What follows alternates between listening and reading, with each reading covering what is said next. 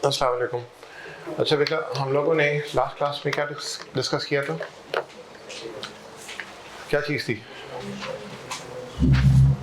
Subsequent cost पे हमने बात की थी, ऐसे ही। और सब्सिक्वेंट कॉस्ट पे हमने क्या बात की थी कि हम लोग या तो आगे आने वाले वक्त में जो खर्चा करेंगे एग्जिस्टिंग नॉन करंट एसेट पे, उसको क्या करेंगे, या तो एक्सपेंस आउट करेंगे या क्या करेंगे, बोलिए, कैपिटलाइज।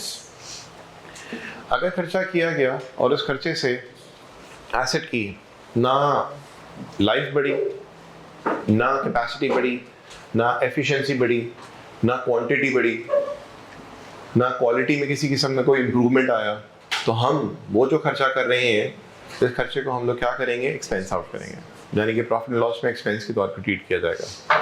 सर अगर उसकी क्वांटिटी में क्वालिटी और आउटपुट में कोई कमी है तो फिर हमने कैसे बनाई? देखिए बात सुनिए, सवाल ये किया गया अभी हमारे साथी ने कि सर अगर क्वालिटी में इम्प्रूवमेंट नहीं आ रही, क्वांटिटी में भी इम्प्रूवमेंट नहीं आ रही, तो हमने खर्चा किया क्यों? देखें, एक रिक्वायर्ड किसी चीज़ से फ़ायदा हासिल करने के लिए हम उसके ऊपर कंटिन्यूस बेसिस के ऊपर क्या करते हैं, खर्चा करते हैं, ताकि एटलीस्ट जो उससे एक्सपेक्ट किए जा रहे हैं नंबर ऑफ यूनिट्स और जो क्वालिटी उसे एक्सपेक्ट की जा रही है उस टारगेट को भी अचीव करने के लिए कंटिन्यूस बेसिस पे खर्चा तो करना पड़ता है। अगर वो नहीं करेंगे तो वो क्वांटिटी भी अचीव नहीं हो पाएगी और वो जो क्वालिटी हम लोग हासिल कर रहे हैं वो भी नहीं हासिल कर पाएंगे। एज एन इंसान हम लोग अपने आप को खाना पीने में इंगेज रखते हैं, सुबह का नाश्ता, दोपहर का खाना, फिर रात का खाना क्यों कर रहे होते हैं? ताकि हमारी जो एक बॉडी की जो रिक्वायर्ड नीड्स हैं वो सेटिस्फाई हो, ताकि हम लोग उसके मुताबिक अपनी परफॉर्मेंस दे सकें। ऐसा नहीं होता कि हमने अगर 2 रोटी ज़्यादा खा ली तो हम लोग ज़्यादा काम कर सकते हैं। हमारी बॉडी की रिक्वायरमेंट है, उसको फुलफिल करेंगे तो ही हमारी वो एफिशिएंसी जो है वो मेंटेन रहेगी, बढ़ेगी नहीं। गाड़ी में अगर आप पेट्रोल डलाते हैं, आप लीटर में ही पेट्रोल गाड़ी चल जाती है, आप फुल भी करा दें तब भी पेट्रोल चलेगा, तब भी गाड़ी चलेगी। ये नहीं है कि सर हमने 10 लीटर के बजाय हमने 20 लीटर डलवा दिया तो हमारी गाड़ी की एफिशिएंसी बढ़ गई, या हमारी गाड़ी जो है वो किलोमीटर ज़्यादा चल पाएगी, या हमारी गाड़ी पहले के मुकाबले में ज़्यादा तेज़ भागती है। ऐसा नहीं है। तो कहने का मतलब ये है कि कुछ खर्चे किए जा रहे होते हैं उस चीज़ की जो फ़ायदे हासिल करने की जो एफिशिएंसी है, जो कैपेसिटी है, उसको मेंटेन रखने के लिए। गाड़ी को भी अगर हम मेंटेन रखते हैं तो उसकी लाइफ बताई गई थी 10 साल। अगर हम लोग उसकी मेंटेनेंस रिक्वायर्ड टाइम पे नहीं करेंगे तो लाइफ उसकी 10 साल अचीव नहीं हो पाएगी। तो उसी लाइफ को अचीव करने के लिए भी हम लोग कंटिन्यूस बेसिस पे क्या कर रहे होते हैं, खर्चे कर रहे होते हैं।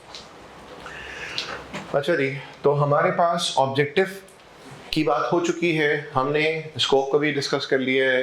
रिकग्निशन के हवाले से 2 बातें बड़ी दमदार किस्म की बातें थी, वो याद होगी क्या, कि फ्यूचर इकोनॉमिक बेनिफिट क्या होना चाहिए, प्रोबेबल, और उसकी कोई कॉस्ट होनी चाहिए जिसको हम लोग ऑथेंटिकली कोई वर्कआउट कर सकते हैं, यानी कि क्लियर हो, वाजे हो, वेरीफाई की जा सकती हो। फिर हमने बात की थी पीपी की डेफिनेशन, सबको याद है क्या बातें हैं? 2 इंपॉर्टेंट बातें, एक तो होनी चाहिए उसकी लाइफ 1 साल से ज़्यादा, और तो और अब जो 3 बातें की जा रही हैं उसमें से अगर एक बात भी मीट होती है तो उसका मतलब पीपी की डेफिनेशन मीट हो गई। क्या वो बातें हैं? उसको यूज़ कर रहे हो या तो प्रोडक्शन में, या तो गुड्स एंड सर्विसेज की गुड्स की प्रोडक्शन के लिए या सर्विसेज की सप्लाई के लिए, या तो हम लोग एडमिन पर्पस के लिए यूज़ कर रहे होंगे, या तो हम लोग उसको रेंट पे दे रहे होंगे। यहाँ पे जो रेंट की बात हो रही है वो प्रॉपर्टी की बात नहीं हो रही, वो प्लांट एंड इक्विपमेंट की रेंटल की बात हो रही है, क्योंकि प्रॉपर्टी का रेंटल कौन डील करता है? IAS 40 डील करता है। IAS 40 का नाम क्या है? Investment property. हमने एग्जांपल्स देख लेती हैं कि ऑफिस बिल्डिंग हो गया, फैक्ट्री बिल्डिंग हो गई, प्लांट एंड मशीनरी है, व्हीकल्स वगैरह, ये सारा क्या है? प्रॉपर्टी, प्लांट एंड इक्विपमेंट की एग्जांपल्स है। इसके बाद क्या बात की थी हमने? इसके बाद हम लोग कहाँ गए थे? Initial measurement. एसेट की इनिशियल मेजरमेंट में किस पे की जाएगी? कॉस्ट। और कॉस्ट के अंदर 3 कंपोनेंट्स हैं, एक है परचेज प्राइस, दूसरा है डायरेक्टली एट्रीब्यूटेबल कॉस्ट, और तीसरा क्या है? Dismantling cost. डन। एसेट को इस्तेमाल करने के लिए अक्सर बेशतर होता ये है कि हम लोग एसेट को किसी स्पेसिफिक जगह पे जाके इस्तेमाल करने के ख्वाहिशमंद होते हैं। तो उस जगह को, जिस जगह को हम इस्तेमाल करेंगे, तो उस जगह को इस्तेमाल करने की कुछ शराइतें होती हैं। अगर हम उन शराइतों को पूरा करने पे एग्री कर लेते हैं तो हम उस एसेट को वहाँ पे यूज़ कर सकते हैं। क्या शराइतें होती हैं अमूमन? कि जब उस एसेट को वहाँ से तुम रिमूव करोगे तो रिमूव करने का जो खर्चा होगा वो आप करोगे, उस जगह को जो आपने यूज़ किया, ख़राब हुई वो जगह, उस जगह को रीस्टोर भी कौन करेगा? आप करेंगे। और तो और उस जगह पे जब एसिड को आप अनइंस्टॉल करोगे तो अनइंस्टॉलेशन पे भी जो खर्चा हो रहा होगा वो भी कौन करेगा? बेयर आप करेंगे। तो अगर ये खर्चा बेयर करने को आप आमादा हैं, ये खर्चा आज होगा या एसिड की लाइफ जब एंड होगी तब होगा? जब एंड होगी तब होगा। तो हमें ये बोला गया है कि वो एक्सपेंस जो फ्यूचर में तुम करोगे, जो कि मैंडेटरी है, कंपल्सरी है, क्योंकि इसी शराइत की बिना पे तुम्हें एसिड को यूज़ करने की हम परमिशन दे रहे हैं, तो वो जो भी फ्यूचर कॉस्ट होगी उसको हम लोग क्या करेंगे? बोलिए, एस्टिमेट करेंगे। और एस्टिमेट करने के बाद हम लोग क्या करेंगे? जो भी उसको प्रेजेंट वैल्यू होगी उसको लेके आएंगे और उस पर हम लोग एसिड को कैपिटलाइज करेंगे। अच्छा जी, इसके बाद हमने बात की किसकी? Subsequent cost. सब्सिक्वेंट कॉस्ट की भी वही मैंने ताज़ा बात कर ली है। वो क्या बात की है कि एक होता है हमारा रेवेन्यू एक्सपेंस, दूसरा कौन सा होता है? Capital expense. रेवेन्यू एक्सपेंस वो जिसका बेनिफिट हमें 12 महीनों के अंदर मिलता है, और कैपिटल एक्सपेंस वो जिनका बेनिफिट हमें 12 महीनों के बाद भी मिलेगा। फिर हमने बात की कि सब्सिक्वेंट कॉस्ट क्या होती है कि आगे आने वाले वक्तों में जब हम एग्जिस्टिंग नॉन करेंट एसेट पे खर्चा करते हैं, या तो हम लोग क्या करेंगे? कैपिटलाइज करेंगे, या तो क्या करेंगे? एक्सपेंस आउट करेंगे। कैपिटलाइज करने की हमारे पास 3 बातें बताई थी। या तो इंक्रीज होगा अर्निंग कैपेसिटी, लाइफ वगैरह, तो क्या करेंगे? कैपिटलाइज करेंगे। दूसरा क्या था? अगर कोई पार्ट मेजर रिप्लेस होता है और उस पार्ट की कॉस्ट सिग्निफिकेंट है, तब भी हम क्या करेंगे? उस पार्ट को हम कैपिटलाइज करेंगे और डेप्रिशिएट करेंगे। शर्त ये बोला है कि वो जो पुराना पार्ट जो आप दे रहे होगे ना, उसको तुमने अपने पास से डिस्पोज भी करना जरूरी है। और फिर तीसरी बात हमारे पास क्या आई थी? Major inspection. तो मेजर इंस्पेक्शन को भी हमने क्या करना है? कैपिटलाइज करना है और फिर उसको हमने डेप्रिशिएट करना है। अब कौन सी बात आ रही है हमारे पास? कौन सा पॉइंट है? तो हमने लिखा हुआ था ना, एक्सचेंज ऑफ एसेट। ऐसा है, एक्सचेंज ऑफ एसेट। अच्छा, एक्सचेंज ऑफ एसेट के हवाले से कुछ एग्जांपल्स लेते हैं हम यहाँ पे कि मैं पुराना एसेट दे रहा हूँ, बदले में नया एसेट लेके आ रहा हूँ। एग्जांपल लेते हैं ओल्ड एसेट कि हमने कॉस्ट अज्यूम करते हैं कि ले ली 100, एक्यूमुलेटेड डेप्रिसिएशन मैंने ले लिया इसका 40। मेरे साथ रहिएगा। कैरिंग वैल्यू या नेट बुक वैल्यू कितनी आ गई? बोलिए 60। साथ रहिएगा प्लीज, इसमें कोई ऐसी मुश्किल बात नहीं है। इस एसेट की जो मार्केट में वैल्यू है वो लेट्स सपोज 45 है। कितनी वैल्यू है? 45। 60 से ज़्यादा भी हो सकती है, 60 से कम भी हो सकती है। हमने क्या बोल दिया? 45। और ये जो फेयर वैल्यू है उसको आप रिलायबली एस्टिमेट या मेजर आप कर सकते हैं।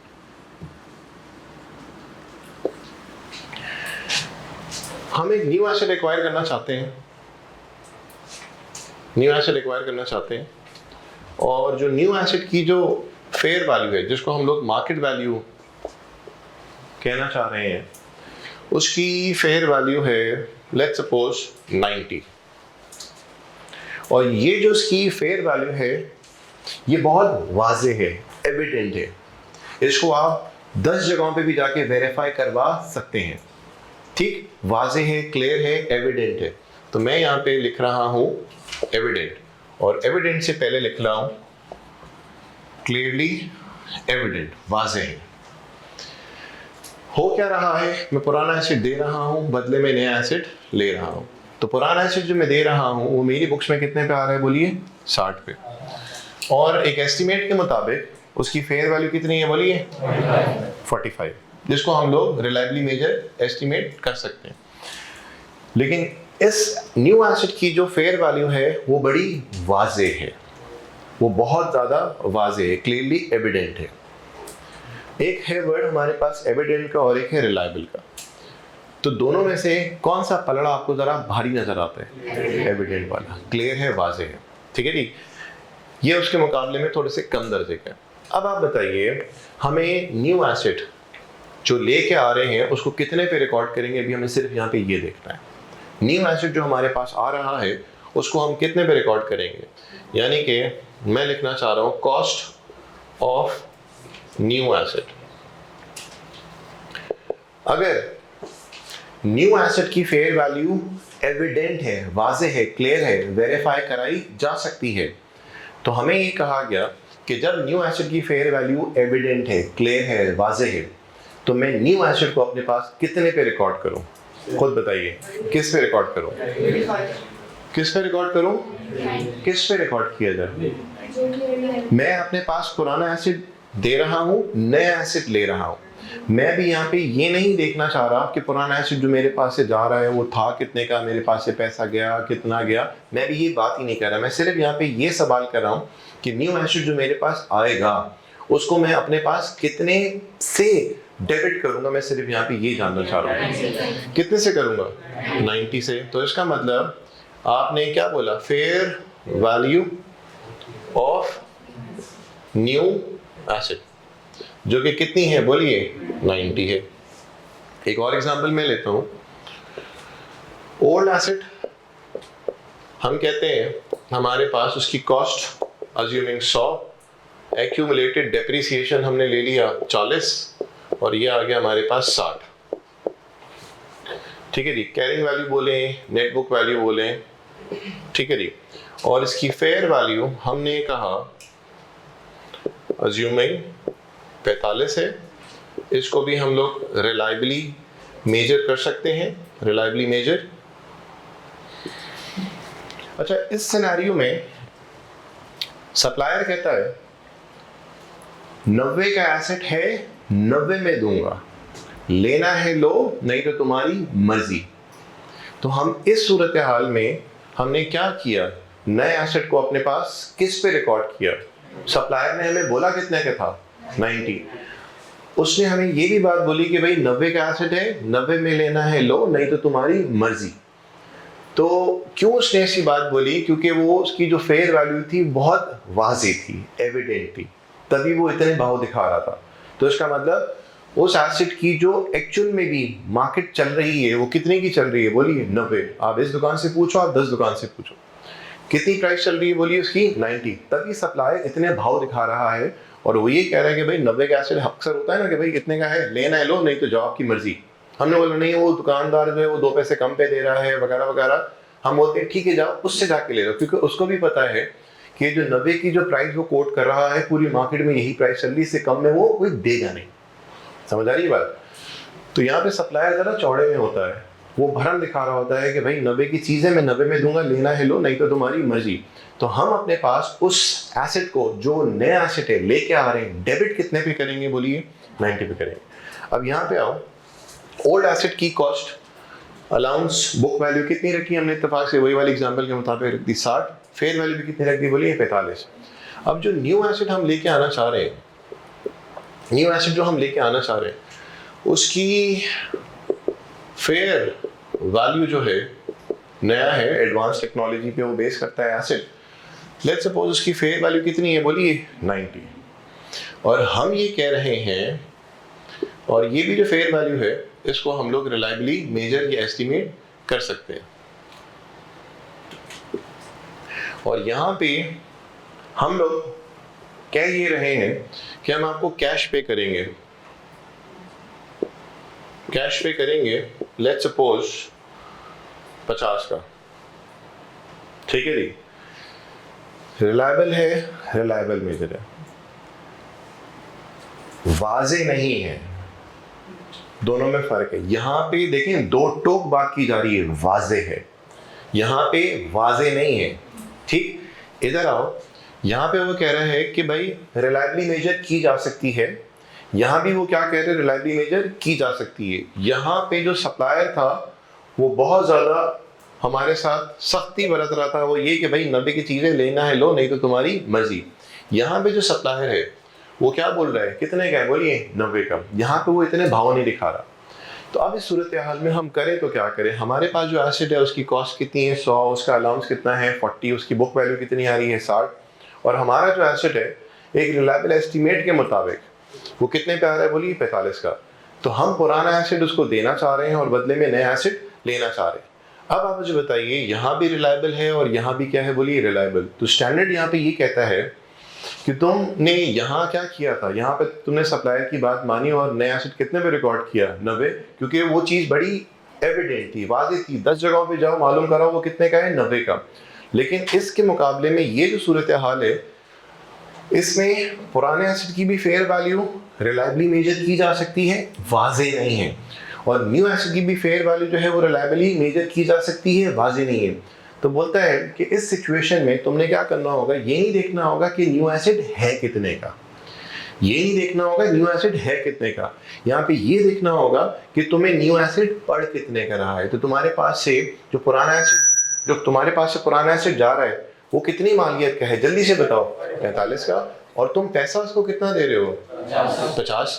तो इसका मतलब तुम्हारे पास से जो रिसोर्सेज जा रहे हैं, सही है जी, वो अंदाजे के मुताबिक जो जा रहा है वो एक कितने वाला जा रहा है, 45 वाला, और तो और तुम्हारे पास से पैसे भी कितने जा रहे हैं, बोलिए 50। तो इसका मतलब तुम्हारे पास से जो रिसोर्सेज का आउटफ्लो जो हो रहा है वो उसकी वर्थ कितनी है, 45 और 50 कितना हुआ, 95 हुआ, और बदले में जो तुम्हारे पास एसेट आ रहा है वो कितने का है, 90 का। ये वाली बात समझ आई। तो यहाँ पे ये नहीं देखना होगा कि यहाँ पे सप्लायर क्या डिमांड कर रहा है, क्यों, क्योंकि सप्लायर जो भी डिमांड कर रहा है वो वाजे नहीं है, वो क्या है, बोलिए, रिलायबली मेजर किया जा सकता है। तो हम यहाँ पे ये नहीं देखेंगे कि न्यू एसिड है कितने का, न्यू एसिड की फेयर वैल्यू है कितने की, यहाँ पे ये नहीं देखा जाएगा, यहाँ पे ये देखा जाएगा कि तुम्हें न्यू एसिड पड़ कितने का रहा है। तो न्यू एसिड जो तुम्हें पड़ रहा है, cost of new asset is equals to, हम क्या करेंगे, क्या आपने वैल्यूज बताई हैं, बोले शाबाश, आपने बोला 45 और क्या बताया आपने क्या बताया, 50। तो ये कितना हो गया, 95। तो क्या किया जाएगा, ये 45 क्या है, बोलिए, fair value of old acid, और ये क्या है 50, ये हमने क्या किया, कैश पेड। सर ऐसा भी तो मुमकिन हो सकता है कि हमारा एसिड ज्यादा मालियत का था और बदले में जो हमने एसिड लिया उसकी मालियत कम है, ये भी तो हो सकता था। तो हम पुराना एसिड दे रहे होते, ठीक, और बदले में उस सप्लायर से एसिड भी ले रहे होते और वो हमें कुछ पैसा भी दे रहा होता, ये भी मुमकिन है। तो यहाँ पे हमारे पास एसिड कम मालियत का था, हमने वो दिया, हमने कुछ पैसा भी दिया और हमने उससे ज्यादा मालियत का एसिड लिया। तो हमने वो जो ज्यादा मालियत का एसिड लिया तो हमने क्या किया, पुराना एसिड के साथ साथ हमने उसको कुछ पैसे भी अदा किए। ये भी मुमकिन था कि सर कैश पेमेंट के बजाय कैश क्या हो सकता था, बोलिए, रिसीव भी हो सकता था, कैश रिसीव का भी सिनेरियो बन सकता है। क्या ये वाली बात समझ आई। हैंडआउट मैंने आपको दिए हैं, हम लोग अब थोड़ा सा आहिस्ता आहिस्ता हैंडआउट की जाने मूव करेंगे। जिनके पास नहीं है वो प्लीज़ ज़रा शेयर कर लीजिए। मैं भी आपके जितने भी सवाल आते हैं ना वो सवाल लेता हूँ और फिर हम लोग आहिस्ता आहिस्ता आगे बढ़ते हैं। पीछे दे दीजिए एक्स्ट्रा यहाँ पे।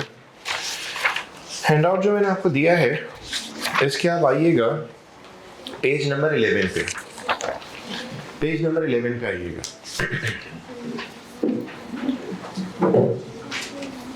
सवाल हम लोग सॉल्व करेंगे अभी एक ही है, पेज नंबर 11 पे आइए। आओ बेटा, एक्सचेंज ऑफ एसेट्स को जरा समझते हैं। आइए 16 एक्सचेंज ऑफ एसेट के बारे में ये बताते हैं, पेज नंबर 11 पे आइएगा। उसने ये कहा कि fair value of asset acquired अगर वाजे है, fair value of asset acquired अगर वाजे है, ठीक, नजर आ गया मेरे साथ हैं आप। Fair value of asset acquired is evident. Evident का मतलब क्या होता है, क्लियर है, वाजे है, वेरीफाई कराई जा सकती है। तो इस सूरत हाल में क्या होगा, हैंडआउट सबके पास है, पेज नंबर 11 मैंने बताया, सबके सामने आ गई। अगर fair value of asset acquire जो हम कर रहे हैं अगर वो वाजे है, क्लियर है, एविडेंट है, तो इस सूरत हाल में वो क्या बोल रहा है, हमें रिकॉग्नाइज कराओ asset acquired at fair value. तो हमने यहाँ पे क्या किया, अगर हमारे सामने एसेट जो एक्वायर कर रहे हैं उसकी फेयर वैल्यू वाजे है, क्लियर है, एविडेंट है, हम जहां जाके मालूम करवाएं तो हमें उसकी वैल्यू आराम से ऑथेंटिक पता चल जाएगी, भाई इतने की ही है। तो इस सिचुएशन में हमें किसी शक शुबात में लेने की जरूरत नहीं है। न्यू एसेट 90 का है तो 90 पे ही रिकॉर्ड करो, ठीक। दूसरा सिनेरियो देखें, fair value of asset acquired is not given. अगर फेयर वैल्यू जो एसेट एक्वायर कर रहे हैं उसकी गिवन नहीं है, अगर मालूम नहीं है या एविडेंट नहीं है। अगर एविडेंट नहीं है तो एविडेंट से एक निचले लेवल पे कौन सा आता है, रिलायबल, ठीक। और रिलायबल के बाद क्या आ रहा होता है, बोलिए, एविडेंट, ठीक। एविडेंट का मतलब यहाँ पे हम क्या ले रहे हैं, वाजे है, क्लियर है। यहाँ पे वो ये बोलता है कि सर अगर लेट्स सपोज जो एसेट आप एक्वायर कर रहे हैं उसकी फेयर वैल्यू पता ही कोई नहीं, और तो और अगर चले फेयर वैल्यू मालूम है लेकिन वो वाज़िह नहीं है, ये दो सूरत आ रही है। अगर पता ही नहीं है या अगर पता है लेकिन वो एविडेंट नहीं है, तो इस सूरत हाल में उसने क्या बोला, but fair value of old asset is available. But fair value of old asset is available. मैंने यहाँ पे क्या सिनेरियो बनाया, एग्जांपल 2, हमने यहाँ पे क्या बोला, फेयर वैल्यू मालूम है या नहीं है, जल्दी से बोलिए। मालूम तो है, राइट। फेयर वैल्यू मालूम तो है लेकिन क्या नहीं है, एविडेंट नहीं है। तो इस सूरत हाल का सामना हम क्या करेंगे, यहाँ पे मैंने आपको ये बात बताई, यहाँ पे ये नहीं देखेंगे कि न्यू एसेट है कितने का, हम यहाँ पे ये देखेंगे न्यू एसेट हमें पढ़ कितने में रहा है, हमें कितने में पड़ रहा है। हम 45 की चीज दे रहे हैं, साथ साथ उसको पैसा भी दे रहे हैं, तो इसका मतलब 45 की चीज हमारे पास से गई, कुछ रकम भी हमारे पास से गई, तो दोनों को जब जमा कर लेते हैं तो कितना अमाउंट आया, 95 आया। तो इसका मतलब मैं अपने पास नए एसेट को जो रिकॉर्ड करूंगा वो कितने पे करूंगा, 95 पे, 95। अब देखिए यहाँ पे क्या बोल रहा है, रिकॉग्नाइज एसेट एक्वायर्ड। जो एसेट हम एक्वायर कर रहे हैं उसको कितने पे रिकॉग्नाइज करेंगे, कितने पे डेबिट करेंगे, fair value of old asset plus क्या करा दूंगा, कैश पे। और अगर मेरा एसेट ज्यादा मालियत का था और बदले में मैं कम मालियत के ले रहा हूं, तो पुराना एसेट तो मेरे पास से जा रहा होगा, पैसा नहीं जाएगा, बदले में मेरे पास पैसा आ जाएगा। क्या ये वाली बात समझ आई? तो कैश पेड भी आ सकता है और कैश रिसीव भी आ सकता है। अब इसी तरह से यहाँ देखिए, इसमें थोड़ी सी करेक्शन है, fair value of none of the asset is available. Fair value ना पुराने एसेट की अवेलेबल है ना नए एसेट की अवेलेबल है। रिलायबल की तो बात छोड़ ही दें, एविडेंट की तो बात छोड़ ही दें कि भाई मेरा एसेट इस नेचर का है कि ना उसकी फेयर वैल्यू मैं आज बता सकता हूँ, जो एसेट मैं एक्वायर कर रहा हूँ उसकी भी फेयर वैल्यू मौजूद है ही नहीं। तो इस सूरत हाल में हम क्या करेंगे, यहाँ पे भी ये बोलता है रिकॉग्नाइज कराओ एसेट एक्वायर्ड। जो एसेट तुम एक्वायर कर रहे हो उसको कितने पे रिकॉग्नाइज करना पड़ेगा, fair value of old asset. ये फेयर वैल्यू को काट दें आप, क्योंकि फेयर वैल्यू तो मालूम हो ही नहीं पा रही, थोड़ी सी टाइपिंग मिस्टेक है। क्या आना चाहिए यहाँ पे, आपका दिमाग मैं सुनना चाहता हूँ, carrying value of old asset, क्योंकि हमारे पास तो फेयर वैल्यू मालूम है ही नहीं ना। इस सूरत हाल में हम क्या लेंगे, carrying value of old asset, carrying value of old asset ले लेंगे। और अगर हम लोग क्या कर रहे हैं, इसको कैश पे कर रहे हैं, तो कैश पेड उसमें प्लस हो जाएगा, और अगर कैश रिसीव कर रहे हैं तो वो क्या हो जाएगा, बोलिए माइनस। तो हमारे पास 3 सिनेरियोज आ रहे हैं। अगर हमारे पास फेयर वैल्यू ना पुराने की ना नए की मालूम ही कोई नहीं, तो सर इस सूरत हाल में क्या होगा, नया एसेट हम अपने पास रिकॉर्ड ही नहीं करेंगे। नहीं, ऐसा हो ही नहीं सकता कि रिकॉर्ड ना करें, तो भाई कितने में रिकॉर्ड करोगे। सर देखिए बात सुनिए, ना पुराना एसेट की फेयर वैल्यू पता है ना नया एसेट की फेयर वैल्यू पता है, तो मैं पूछता हूँ कैरिंग वैल्यू पता है, सर वो भी नहीं पता। मैंने बोला यार तुम कर क्या रहे हो कि तुम्हें अपने ही एसेट की कैरिंग वैल्यू मालूम नहीं है। ये बात बेतुकी सी बात है, ऐसा हो ही नहीं सकता कि तुम एसेट यूज कर रहे हो तुम्हें उसकी कैरिंग वैल्यू पता ना हो। कैरिंग वैल्यू क्यों ना पता होगी, sir cost minus accumulated depreciation तो करते आ रहे होगे ना, तो कैरिंग वैल्यू तो पता लगाना तुम्हारे लिए मसला नहीं है, ये तो तुम्हारा जाती घर का काम है। अब फेयर वैल्यू मालूम करने के लिए तुम्हें मार्केट में निकलना पड़ता है। अब फेयर वैल्यू अगर तुम्हें मार्केट में पता ही नहीं चल रही, ना पुराने की ना नई की, तो सर अगर मैं इस सूरत हाल में एक नया एसेट एक्वायर करना चाहता हूं तो मैं क्या करूं, पुराना एसेट तो मेरे पास से जाएगा, चले गया, नया एसेट जो आएगा मैं उसको कितने पे रिकॉर्ड करूं। अब यहाँ पे मैं ये देखूंगा कि मेरे पास से जो पुराना एसेट गया उसकी कैरिंग वैल्यू क्या थी, डन। और तो और जो मैं पैसा दे रहा हूं उन दोनों को मैं जब प्लस करा दूंगा तो जो अमाउंट मेरे पास आएगा मैं बोलूंगा कि नया एसेट में इतने पे रिकॉर्ड करूंगा। समझ आ रही बात? तो हमारे पास 3 सिनेरियोज हैं, इस 3 सिनेरियोज की बेसिस पे हम लोग नीचे न्यूमेरिकल एग्जांपल सॉल्व करने जा रहे हैं। I repeat for the last time, अगर मेरे पास ओल्ड एसेट की फेयर वैल्यू मालूम है लेकिन वो रिलायबली एस्टिमेट हो सकती है, वर्सेस न्यू एसेट की फेयर वैल्यू जो कि वाज़ेह है, तो इस सूरत हाल में हम क्या करेंगे, जो भी fair value of acquired asset है चूंकि वो एविडेंट है तो मैं न्यू एसेट को उस पर रिकॉर्ड करूंगा। यहाँ पे अभी मैं डबल एंट्रीज की पूरी बात नहीं कर रहा हूँ कि कैश क्या होगा, कैश कितना जाएगा, कैश कितना आएगा, गेन होगा या लॉस होगा, वो हम अभी देख लेंगे। अभी मैं यहाँ पे इस सिनेरियो में सिर्फ क्या समझाना चाह रहा हूँ कि न्यू एसेट जब मेरे पास आएगा तो डेबिट कितने से होगा, सिर्फ अभी मेरा ये पर्पस है। मैं इसका क्रेडिट एस्पेक्ट नहीं देख रहा, मैं सिर्फ ये देख रहा हूँ कि न्यू एसेट मेरे पास आएगा, न्यू एसेट जो मेरे पास आएगा उसको मैं डेबिट कितने से करूंगा, सिर्फ इसका ये पर्पस है। सर क्रेडिट क्या होगा वो भी हम थोड़ी देर में देख लेंगे, सिर्फ अभी सिर्फ मकसद क्या है अभी हमारा यहाँ पे कि डेबिट क्या होगा वो सिर्फ देखना चाह रहे हैं। अच्छा जी, तो आपने यहाँ पे करेक्शन कर लिए कि क्या हो जाएगा, recognise asset acquired at, fair value को जरा काट दें आप, फेयर वैल्यू को काट दें आप, क्या लिखेंगे, carrying value of old asset plus plus cash paid, अगर कैश पे नहीं हो रहा तो कैश रिसीव हो रहा होगा, तो क्या हो जाएगा माइनस कैश रिसीव। अब आ जाइए example from study text past paper. Text book में भी एग्जांपल मौजूद है और पास्ट पेपर का सवाल उठाया गया, यानी कि पास्ट पेपर की कुछ चीजें जो हैं वो आपको टेक्स्ट बुक के अंदर लाजमी तौर पे देखेंगे। अब आ जाइए, हमारे सामने 3 सिनेरियोज नजर आ रहे हैं और यहां देखो बेटा, रिक्वायरमेंट में क्या बोल रहा है, in case of transaction 1 fair value of both asset are reliably measurable. यहां पे एविडेंट की बात उसने हरगिज नहीं कही है, ठीक है जी। तो कैश रिसीव जो है वो प्लस में होगा और कैश पेड जो है वो माइनस में होगा। तो वर्टिकली आपने देखना है सवाल को। तो यहां पे अगर वर्टिकल से आप जरा राइट साइड पे जाते हैं सिनेरियो 2 में, तो आप वो देखो 2.1 नेगेटिव में दिख रहा है, तो इसका मतलब 2.1 नेगेटिव में दिख रहा है, दिस इज कैश पेड, और ये जो 1.1 दिख रहा है वो किसका है, cash receive. Are we clear? तो अभी हम सिर्फ सिनेरियो 1 को समझ रहे हैं। बताओ कैश रिसीव हुआ है या पे हुआ है? सिनेरियो 1 में रिसीव हुआ है। ओरिजिनली एसेट था कितने का, 10.3 का, उसकी बुक वैल्यू कितनी थी, 6.4। तो अगर मैं आपको कॉस्ट बताऊं और बुक वैल्यू बताऊं तो मेरे भाइयों बहनों आप बता सकते हो कि उसका अलाउंस कितना होगा। सर कॉस्ट और बुक वैल्यू का जो डिफरेंस होता है वो क्या होता है, अलाउंस। अगर मैं आपको बोलता हूं कॉस्ट है 100 और बुक वैल्यू है 60, तो इसका मतलब 40 जो है वो उसका क्या होगा, अलाउंस होगा। ये वाली बात समझ आई? मैं रिपीट करता हूं, अभी हम यहां पे इस वक्त सिर्फ ये देखना चाह रहे हैं कि न्यू एसेट मेरे पास जो आएगा उसको मैं डेबिट कितने से करूंगा, सिर्फ अभी हमारा ये पर्पस है। सर वो क्रेडिट क्या होगा, गेन होगा या लॉस होगा, मैं इसकी बात अभी यहां पे नहीं कर रहा हूं। मैं सिर्फ यहां पे क्या डिस्कस कर रहा हूं कि न्यू एसेट जो मेरे पास आएगा वो डेबिट कितने से होगा, सिर्फ मेरा ये कंसर्न है।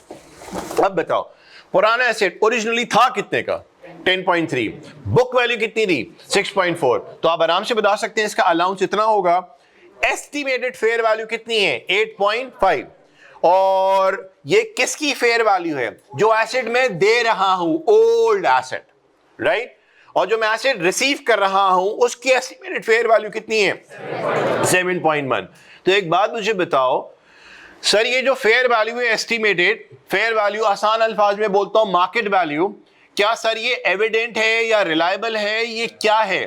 सर यहां पे हमें एडिशनल इंफॉर्मेशन में इसने ये बताया, बात सुनो, फेयर वैल्यू दोनों एसेट्स की क्या हो सकती है, बोलिए, रिलायबली मेजर हो सकती है। इसका मतलब अगर रिलायबल है, वो बोल रहा है रिलायबल, इसका मतलब एविडेंट नहीं है। ये वाली बात समझ आई?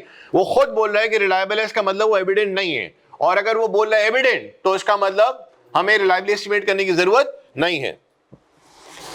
अच्छा जी, अब मुझे बताओ कि न्यू एसेट जो मैं अपने पास रिकॉर्ड करूंगा वो कितने पे रिकॉर्ड करूंगा, कितने पे रिकॉर्ड करूंगा, बोलिए शाबाश, कितने पे रिकॉर्ड करेंगे? Fair value of old asset है कितनी, शाबाश, 8.5। क्या मैं कैश पे कर रहा हूं, रिसीव कर रहा हूं? अगर मैं कैश पे करता तो fair value of old asset में कैश पेड ऐड हो जाता, लेकिन मैं चूंकि कैश रिसीव कर रहा हूं तो fair value of old asset में से कैश रिसीव क्या हो जाएगा, माइनस। तो भाइयों 8.5 is the fair value of old asset minus कितना, 1.1 इज इक्वल्स टू 7.4। तो आपसे पूछा जाए कि यार ये जो तुम्हारे पास से पुराना एसेट गया नया एसेट आया, यार मेरे भाई ये तो बताओ कि न्यू एसेट जो तुम्हारे पास आ रहा है उसको तुम अपने पास डेबिट कितने से करोगे? आप क्या जवाब देंगे? 7.4 से।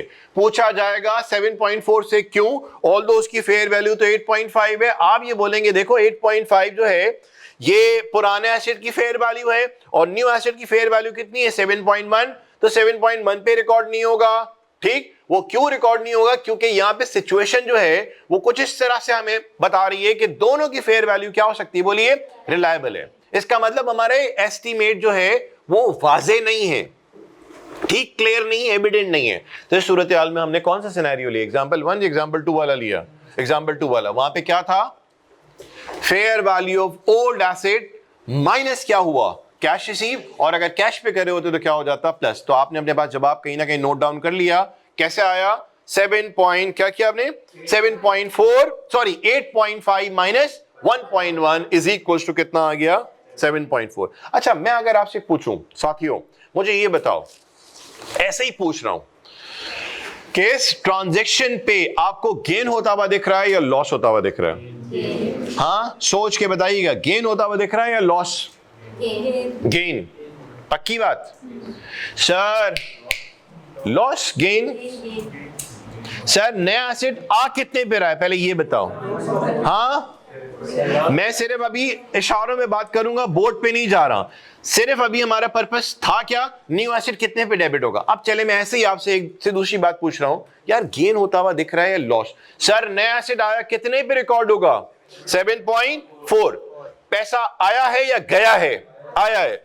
तो देखो 7.4 न्यू एसेट हुआ डेबिट, कैश हुआ बोलो डेबिट, पुराना एसेट गया, कितने का है वो है कितने का बोलिए? उसकी बुक वैल्यू कितनी है? तो 6.4 उसकी बुक वैल्यू, वो एसेट गया, अपने साथ अलाउंस का भी रोला वो लेके गया। तो जब वो गया तो बुक वैल्यू कितनी थी बोलिए? 6.4। अब आप मुझे बताएं कि हमारे पास पैसा कितना आया बोलो?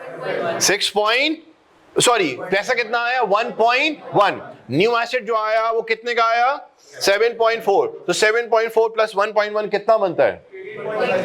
7.4 प्लस 1.1 8.5। और जो गया हमारे पास से वो कितनी मालियत का है?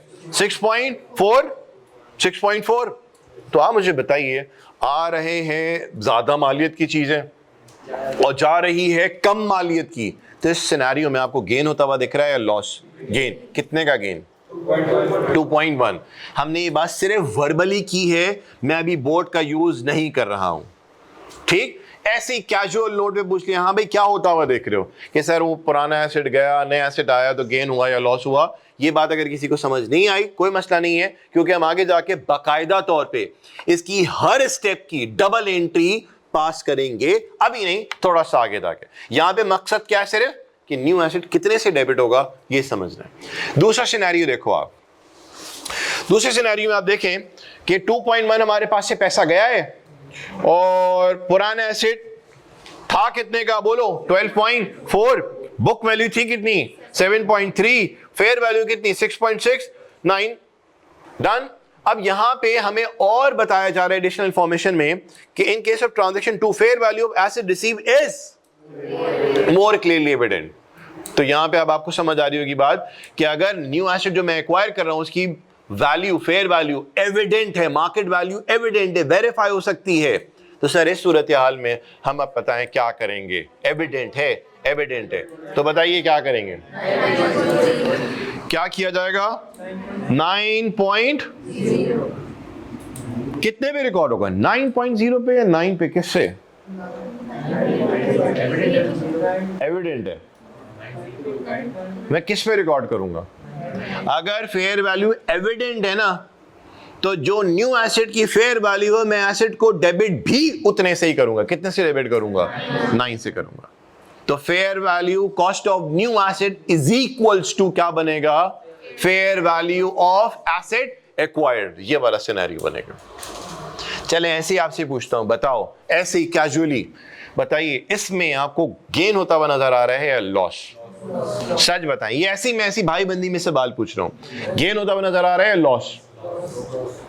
लॉस। चले लॉस अगर होता हुआ नजर आ रहा है कितने का जी? लॉस कुछ लोग बता रहे हैं 0.4 का। ये ऐसे ही मैंने आपसे सवाल पूछा है और जो बता रहे हैं 0.4 का लॉस वो सही बता रहे हैं। 0.4 का लॉस। सर देखिए न्यू एसेट आ गया ना, कितने पे रिकॉर्ड होगा बोलो? 9। अच्छा, पैसा कितना गया? तो डेबिट पे आया 9, क्रेडिट पे कितना आया? 2.1। पुराना एसेट जो गया वो कितने का है? 7.3। तो सर क्रेडिट साइड जो है ना वो क्या है? कम है या ज्यादा है? क्रेडिट साइड ज्यादा है। इसका मतलब हमारे पास से ज्यादा मालियत की चीज जा रही है, बदले में हमारे पास कम मालियत की चीज आ रही है।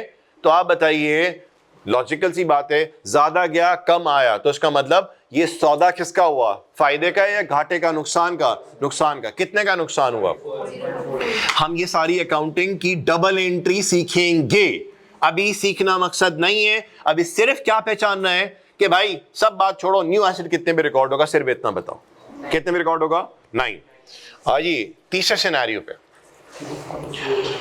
तीसरे सिनेरियो में भाई ना कोई पैसा आ रहा है ना कोई पैसा जा रहा है, फिर बताइए क्या हो रहा है।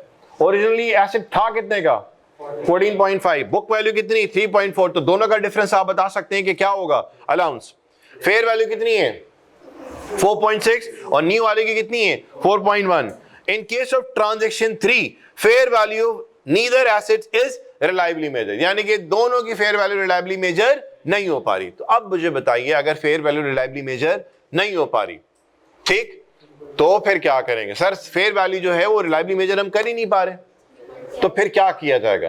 कैरिंग वैल्यू तो मालूम है ना सर, कैरिंग वैल्यू कितनी है बोलिए 3.4, तो 3.4 उसकी कैरिंग वैल्यू है, तो हम क्या करेंगे सर 3 अगर कोई कैश पे करे नहीं पे करे नहीं करे, अगर कोई कैश पे कर रहे होते तो carrying value of old asset में हम कैश पेड को क्या करते, प्लस करते, तो जो भी अमाउंट आता वो हमारे पास कॉस्ट ऑफ न्यू एसेट हो जाता। लेकिन यहाँ पे ना कोई कैश पे हो रहा है ना कोई कैश रिसीव हो रहा है, तो हम लोग यहाँ पे न्यू एसेट कितने पे रिकॉर्ड करेंगे बोलिए 3.4 पे रिकॉर्ड करेंगे।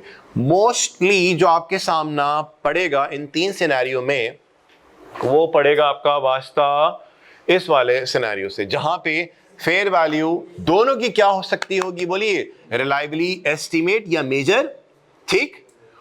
ये वाला सिनेरियो के पास आएगा मोस्ट ऑफ द टाइम। ये वाला तो बहुत सिंपल सा है, इसमें क्या है भाई फेयर वैल्यू एविडेंट है, अब इधर उधर की कोई सुननी नहीं है, जितने की फेयर वैल्यू एविडेंट है उतने पे आप नया से रिकॉर्ड करेंगे। अगर फेयर वैल्यू रिलायबली तुम मेजर कर ही नहीं पा रहे हो, तो इस सूरत हाल में क्या होगा, कैरिंग वैल्यू जो भी होगी उसमें कैश पेड को आप क्या करेंगे ऐड करा देंगे, रिसीव को क्या करेंगे लेस करा देंगे। अब बेटा एक काम ये करते हैं, हम आ जाते हैं इसके पेज नंबर 1 पे, क्विकली आइएगा पेज नंबर 1 पे आइए, शाबाश जल्दी से।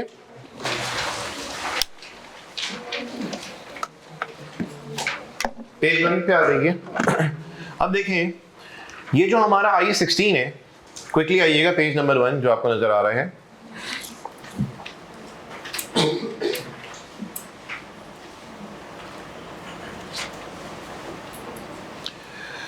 अच्छा पेज नंबर 1 पे आप देखें, syllabus reference C learning outcome में हमें उसने भी बताया कि accounting for financial transaction apply the principle in concept of recognition, ठीक है, जो भी बात लिखी हुई, यानी कि IAS16 जो है इसका जो प्रोफिशिएंसी लेवल है वो क्या है बेटा 2 है, और टेस्टिंग लेवल भी क्या है बोलिए 2 है। याद आ रही है बात। हम लोग ने भी सिलेबस रेफरेंस 3 में बात की थी A, B और C का हमें बता दिया था 35 से 45% जो है वो आपका कितना 25 से 35%, 25 से 35%। अच्छा जी देखें इसमें कंटेंट में क्या क्या आएगा, recognition and measurement, recognition and measurement, क्या समझ आती है बात रिकग्निशन और मेजरमेंट के हवाले से। रिकग्निशन और मेजरमेंट में क्या आएगा कि कितने पे रिकग्नाइज, ये सारे कंटेंट है। अभी हम देख लेते हैं रिकग्निशन एंड मेजरमेंट में क्या क्या आ रहा है। Recognition and measurement, D depreciation, D recognition, revaluation, disclosure और इसके एमसीक्यूज आ जाएंगे विद आंसर्स। ये तो हमें बता दिया IAS16 का कंटेंट है। मैंने बुक का कंटेंट इसलिए लिया ताकि आपको ये भी पता चले कि हम लोग क्या काम कर रहे हैं, बुक के अंदर क्या क्या काम किया हुआ है।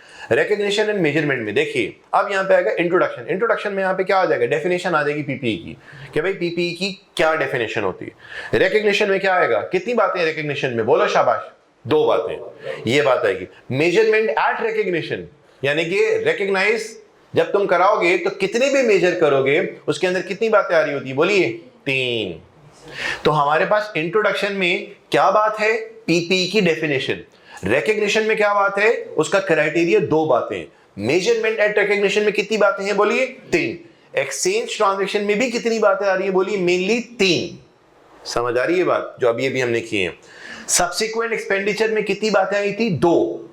याद आई बात, सब्सिक्वेंट एक्सपेंडिचर या तो एक्सपेंस आउट या तो कैपिटलाइज, ठीक। और मेजरमेंट आफ्टर रिकग्निशन हम लोग करेंगे डिस्कस इस टॉपिक के बाद, क्योंकि हमारे पास अगला कौन सा लगा हुआ है लाइन में, पाइपलाइन में, मेजर सब्सिक्वेंट मेजरमेंट। तो इसका मतलब सब्सिक्वेंट मेजरमेंट की अब बारी आने वाली है। अच्छा जी फिर देखें डेप्रिसिएशन में क्या आएगा, कॉन्सेप्ट एंड डेफिनेशन, डेप्रिसिएशन का कॉन्सेप्ट उसकी डेफिनेशन। फिर मेथड्स आ जाएंगे यहाँ पे, straight line, RBM, sum of the year वगैरह वगैरह, वो यहाँ पे देखेंगे। फिर डेप्रिसिएशन किस तरह से चार्ज किया जाएगा उसकी बात होगी। एस्टीमेट क्या होते हैं अकाउंटिंग एस्टीमेट में, कि डेप्रिसिएशन के कौन से मेथड होंगे, लाइफ क्या होगी, स्क्रैप वैल्यू क्या होगी वगैरह वगैरह। फिर आ जाएगा अकाउंटिंग किस तरह से की जाएगी। ये सिर्फ मैं बुक का दिखा रहा हूं आपको कंटेंट। हमारी तरतीब जो भी होगी, अल्टीमेटली पर्पस हमारा क्या है कि जितना बुक का कंटेंट है वो हमने पूरा कवर अप करना है। इसीलिए मैं आपको बुक का थोड़ा सा ये बुक के पेजेस है, मेरा नहीं, आपको बुक की पैटर्न नजर आ रहा होगा। फिर क्या आ जाएगा बोलिए, डी रिकग्निशन आ जाएगा। डी रिकग्निशन का मतलब क्या है बोलिए, डिस्पोजल। और डिस्पोजल जब हम करेंगे तो गेन या लॉस। इसका मतलब अभी देखो मैंने आपसे बात गेन या लॉस की ऐसी कैजुअल नोट पे की थी एक्सचेंज ट्रांजैक्शन में। मैंने बाकायदा तौर पे बोर्ड का इस्तेमाल करके डबल एंट्रीज बनाई नहीं। इसको हम लोग बाकायदा तौर पे देखेंगे डी रिकग्निशन के बाद कि इसकी डबल एंट्रीज बनती कैसे। अभी हमने कोई बात नहीं करनी, फिलहाल ये देखा था कि न्यू एसेट आएगा कितने पे, और फिर क्या आ जाएगा बोलिए, रीवैल्यूएशन आ जाएगा, और फिर रीवैल्यूएशन के बाद क्या आ जाएंगे आपके पास, डिस्क्लोजर आ जाएगा। तो सबसे ज्यादा जो टेस्ट होता है साइज 16 में, सबसे ज्यादा जो एरिया टेस्ट होता है वो कौन सा होता है, सब्सिक्वेंट मेजरमेंट वाला। आगे बढ़िए, पेज नंबर 3 पे आ जाइए। पेज नंबर 3 पे देखिए, यहाँ पे आपको नजर आ रहा होगा इंट्रोडक्शन में प्रॉपर्टी प्लांट एंड इक्विपमेंट की क्या डेफिनेशन है, और पीपी को दूसरे एसेट से डिस्टिंग्विश कराया गया है। फिर रिकग्निशन के अंदर आ जाओ, कितनी बातें नजर आ रही हैं आपको, 2। ये सिर्फ मैं ऊपर से दिखा रहा हूँ, बाकी आपने पढ़ना है पढ़े, नहीं पढ़ना आपकी चॉइस है। रिकग्निशन में आप देख लें कितनी 2 बातें नजर आ रही हैं, 2 बातें नजर आ गई। कौन सी, प्रोबेबल और cost can be measured reliably. फिर देखिए मेजरमेंट एट रिकग्निशन, यानी कि इनिशियल कॉस्ट के अंदर कितनी बातें आएंगी बोलिए, परचेज प्राइस आएगी, दूसरी बात क्या आएगी, डायरेक्टली एट्रिब्यूटेबल कॉस्ट, और तीसरी बात क्या आएगी बोलिए, डिसमैंटलिंग कॉस्ट। यहाँ पे इसने नाम क्या दिया हुआ है, initial estimate of future cost where the entity has the obligation to incur these cost, यानी कि एक ऐसी ऑब्लिगेशन है जिसको हम लोग फ्यूचर में पे ऑफ करेंगे। तो purchase price, directly attributable cost, और ये सारी आपके पास कुछ थ्योरेटिकल पार्ट नजर आ रहे हैं। अच्छा जी, अगले पेज पे आइए। यहाँ पे हमें नजर आ रहा है डिसमैंटलिंग कॉस्ट, कुछ आईएफआरएस के अलर्ट्स भी नजर आ रहे हैं। कुछ क्या अलर्ट्स बता रहे हैं, अपडेट ऑन IAS 16, ये रीसेंट अपडेट्स हुई हैं IAS 16 में। उसने ये कहा है, require the proceed receive from selling output produce before the asset is ready for its intended use to be recognised as income in profit और लॉस। क्या मतलब हुआ सर, जब हम लोग एसेट को कमर्शियली अवेलेबल फॉर यूज लाने वाले होते हैं तो हम एसेट की करते हैं टेस्टिंग। जरा बात समझिएगा, सर मैंने एक मशीनरी इंस्टॉल की है और उस मशीनरी से मैंने यूनिट्स प्रोड्यूस करने हैं, मेरे साथ रहिएगा। हमने जूस के डब्बे बनाने हैं वगैरह वगैरह, हमने कैंडीज बनानी है, हमने कोई भी प्रोडक्ट बनानी, हमने मशीनरी इंस्टॉल कर ली। अब क्या हुआ कि जब हमने मशीनरी इंस्टॉल कर ली, एकदम इसके ऊपर प्रोडक्शन चालू नहीं होगी। हम क्या करेंगे, टेस्टिंग करेंगे, देखेंगे कि क्या हमारे जो आउटपुट निकल के आ रहे हैं यही हमारे म्यार के मुताबिक हैं, यही हमने सोचा था, यही हमारा स्टैंडर्ड है या नहीं है। तो हम क्या करेंगे, उसके ऊपर रॉ मटेरियल लगाएंगे, आउटपुट निकालेंगे। लेकिन वो आउटपुट जो निकाला गया था वो सिर्फ किस पर्पस के लिए निकाला गया था, टेस्टिंग पर्पस के लिए। अब हुआ कुछ यूं कि सर हमने उन आउटपुट को निकालने में कॉस्ट इनकर की, लेट्स सपोज 100 की, और वो जो 100 की हमारी कॉस्ट इनकर हुई, हमने क्या किया, उन सैंपल्स को, वो जो कॉस्ट हमारी इनकर हुई इस प्रोडक्ट को बनाने में, मिसाल के तौर पे यम्स कैंडी हमने बनाई, हमने अभी तक मार्केट में इंट्रोड्यूस नहीं किए, हमने सिर्फ उसका अभी प्लांट लगाया है, हमने क्या चीज वो प्रोड्यूस की है, और इसके ऊपर जो भी रॉ मटेरियल लगना था वो हमने लगाया, और हमने यम्स के 100 डब्बे निकाल लिए। एक डब्बा जो था या 100 डब्बे जो थे हमें पड़ गए लेट्स सपोज 1000 में। वो 1000 के जो डब्बे पड़े हमने मार्केट में जाके लेट्स सपोज, या तो हम क्या करेंगे भाई, सैंपल के तौर पे आप रख लें, हमें कोई पैसे नहीं चाहिए, जो भी ग्रोसरी लेने आता है उसको बस एक कैंडी पकड़ा दीजिएगा और पूछिएगा कैसी लगी। जब भी कोई मार्केट में नई चीज इंट्रोड्यूस हो रही होती है तो इस तरह की सैंपलिंग वगैरह अक्सर और लोग कर रहे होते हैं। जैसे कि वो फेस वगैरह की क्रीम हो गई, शैम्पूज हो गए वगैरह वगैरह, कोई कैंडीज है, टॉफी है, अक्सर दुकान में जाते हैं, दुकान वाला आपकी मेहरबानी नहीं कर रहा होता, वो जो डिस्ट्रीब्यूटर्स आते हैं वो आपको क्या कर रहे होते हैं, सैंपल के तौर पे दे देते हैं कि भाई कस्टमर आएगा उसको आपने ये चीज दे देनी है। जैसे मेयोनीज वगैरह का आप देखते हैं डिफरेंट इम्तियाज स्टोर वगैरह में या नाहिद में आप जा रहे होते हैं तो वो गले में डाल के और वो घूम रहे होते हैं, हमारी भूख प्यास को मिटाने की कोशिश कर रहे होते हैं कि वो सैंडविच जो यंग माइनीज वगैरह क्या है वो होते हैं, ये हमारा बारबेक्यू है तो ये हमारा वो है, और हम भी एक के बजाय 2-4 ले लेते हैं मिसाल के तौर पर। वो क्या है, बेसिकली उन्होंने अभी तक वो प्रोडक्ट मार्केट में लॉन्च की नहीं है। मैं एक मिसाल ले रहा हूँ, वो क्या करें, लोगों का रिस्पॉन्स चेक करना चाह रहे होते हैं कि हाँ भाई अगर लोगों को उसका रिस्पॉन्स समझ आएगा तो ठीक है, हम इसकी बड़े पैमाने पे प्रोडक्शन शुरू कर देंगे। अदरवाइज हम लोग अभी देख रहे हैं कि लोगों का रिस्पॉन्स इसमें पॉजिटिव है, नेगेटिव है या नहीं है। तो क्या हो रहा होता है, कंपनी अपने एंड पे खर्चा कर रही होती है, तो जब वो खर्चा कर रही है टेस्टिंग पे, और उस टेस्टिंग पे खर्चा हम अज्यूम करें कितने का हुआ, बोलिए अज्यूम कर रहे हैं 1000 का हुआ, और वो 1000 का जो खर्चा हुआ हमने बोला हम मुफ्त में नहीं देंगे, अज्यूम करते मुफ्त में नहीं देंगे। अगर मुफ्त में नहीं देंगे, हमने वो चीज मार्केट में जाके कितने की बेच दी, फॉर एग्जाम्पल 600 की बेच दी, तो आप मुझे बताइए नेट आपको हासिल कितना हुआ, कितना नेट हासिल हुआ? 1000 रुपए का खर्चा हुआ, और मुझे बताइए चलें अगर हम लोग अज्यूम करते हैं कि हमने 1500 में बेच दिया, तो क्या हासिल हुआ? 500। तो अब मुझे बताएं कि मैं इस 1000 को और 1500 को कौन सा अमाउंट एसिड की कॉस्ट में ऐड करूं या ना करूं? करना चाहिए नहीं करना चाहिए? लेट्स सपोज अगर हम एग्जांपल एक केस लेते हैं, 1000 रुपए का खर्चा हुआ, सही है जी, हमने फ्री में डिस्ट्रीब्यूट कर दिया, तो 1000 रुपए को एसिड की कॉस्ट में हम शामिल करें या नहीं करें? क्या ये खर्चा करना जरूरी था या नहीं था? कोई भी चीज की कमर्शियल प्रोडक्शन स्टार्ट करने से पहले क्या उसको टेस्ट रन पे लाया जाएगा? सर जरूर लाया जाएगा, ये कंपल्सरी है। तो 1000 रुपए का कॉस्ट इनकर हो रही है, तो आप मुझे बताइए 1000 रुपए को क्या हम एसिड की कॉस्ट में शामिल करेंगे या नहीं करेंगे? करेंगे। तो यहाँ पे स्टैंडर्ड हमें ये बोलता है 1000 रुपए की जो कॉस्ट इनकर हो रही है उसको तुम एसिड की कॉस्ट में शामिल करो। यहां पे क्या बात हुई, IFRS एल को जरा पढ़िएगा, उसने क्या बोला कि required the proceed receive from selling output, selling output produce before the acid is ready for its intended use, यानी कि एसिड को कमर्शियल प्रोडक्शन में लाने से पहले हम लोगों ने क्या किया, सैंपल्स निकलवाए। उन सैंपल को निकलवाने में हमारी जो कॉस्ट इनकर हुई, और कॉस्ट जो इनकर हुई, उसने कहा उस कॉस्ट को जो है वो एसिड की कॉस्ट में तुमने शामिल करना होगा, लेकिन अगर उसको तुम मार्केट में बेच देते हो और उसको बेचने पे जो तुम्हारे पास पैसे आ रहे हैं, इसने इस हवाले से यहां पे बात करना चाहा है। क्या बोला? Produce before the asset used to be recognised as income in profit and loss. क्या समझ आई बात, जरा आप समझाएं। सर 1000 की चीज थी, 600 में बेच दी हमने, अब उस 600 को जो है क्या करना पड़ेगा, क्या करना पड़ेगा? उस 600 को हमने एसिड की कॉस्ट में से माइनस नहीं करना, हमने क्या करना है, उसको इनकम के तौर पे रिकॉर्ड कर देना। क्या रिकॉर्ड कर देना है बोलिए? इनकम के तौर पे। इस बात को जरा मैं और समझाता हूं। मैंने एक एसिड मिसाल के तौर पे 600 से रिकॉर्ड नहीं किया, 600 से मैंने एसिड को रिकॉर्ड नहीं किया, तो आप मुझे बताइए जितनी भी उसकी लाइफ होगी क्या उसका डेप्रिसिएशन आएगा या नहीं आएगा? सिंपल सा सवाल है। एसिड 600 पे रिकॉर्ड में 1000 का अज्यूम करते हैं, 1000 का एसिड है, लाइफ है कितनी, मिसाल के तौर पे 10 साल, ठीक, स्ट्रेट लाइन मेथड है, कितना डेप्रिसिएशन आएगा हर साल का? कितना आएगा? 100। अब मैं कहता हूं कि यार मैं एसिड को 600 पे रिकॉर्ड नहीं कर रहा, मैं कितने पे रिकॉर्ड कर रहा हूं? 400 पे। अब मुझे बताइए 400 डिवाइड बाय मैं 10 करता हूं तो कितना आया? 40। तो बताइए अगर मैं 1000 डिवाइड बाय 10 करता तो कितना डेप्रिसिएशन आता? 100। लेकिन मैंने यहाँ पे 600 को अगर एसिड की कॉस्ट में इंक्लूड किया ही नहीं, एसिड की कॉस्ट में 600 को मैंने इंक्लूड किया ही नहीं, तो एसिड कितने पे आ रहा होगा? 400 पे आ रहा होगा। और 400 डिवाइडेड बाय 10 करता हूं तो कितना बनेगा? 40 बनेगा। वैसे कितना डेप्रिसिएशन आता अगर? 100। लेकिन अब डेप्रिसिएशन कितना आएगा बोलिए? 40। तो कहने का मतलब मेरा ये है कि अगर मैं एसिड की कॉस्ट में 600 को शामिल नहीं करता हूं, एसिड की कॉस्ट में अगर मैं 600 को शामिल नहीं करता हूं, तो उसका डेप्रिसिएशन मेरा बचेगा या नहीं बचेगा? बचेगा। जब डेप्रिसिएशन बचेगा तो इसका मतलब मेरा एक्सपेंस रिकॉर्ड होगा या नहीं होगा? नहीं होगा। जब एक्सपेंस रिकॉर्ड नहीं होगा तो मेरा प्रॉफिट क्या हो जाएगा बोलिए? बढ़ जाएगा। तो यहाँ पे वो ये बात बताना चाह रहा है कि जो आपने सैंपल को बनाने में खर्चा किया, कितने का खर्चा किया? 1000 का।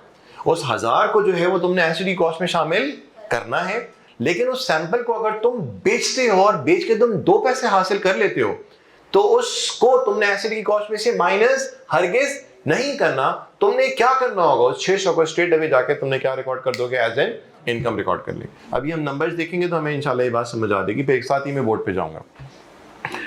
डिसमेंटलिंग कॉस्ट या डीकमिशनिंग कॉस्ट या साइट रीस्टोरेशन, ये भी जरा पढ़ लीजिएगा। क्या लिखी हुई बात? ओनरशिप ऑफ एसिड में कम विद एन ऑब्लिगेशन। कुछ एसिड की ओनरशिप हमारे पास आती ही कब है? जब हम ये जिम्मेदारी लेने को आमादा होते हैं कि जब एसिड को रिमूव कराया जाएगा, ठीक, तो उसके रिमूवल पे जो भी खर्चा होगा उसको रीस्टोर कराया जाएगा, जो भी खर्चा होगा वो सारा का सारा खर्चा कौन बेयर करेगा बोलिए? हम बेयर करेंगे। फिर क्या बात बोली? दिस ऑब्लिगेशन में अराइज सिंपली बाय, ये जरा आप लोग पढ़ लीजिएगा, हम लोग जा रहे हैं प्रैक्टिस क्वेश्चंस पे जा रहे हैं। हाँ जी,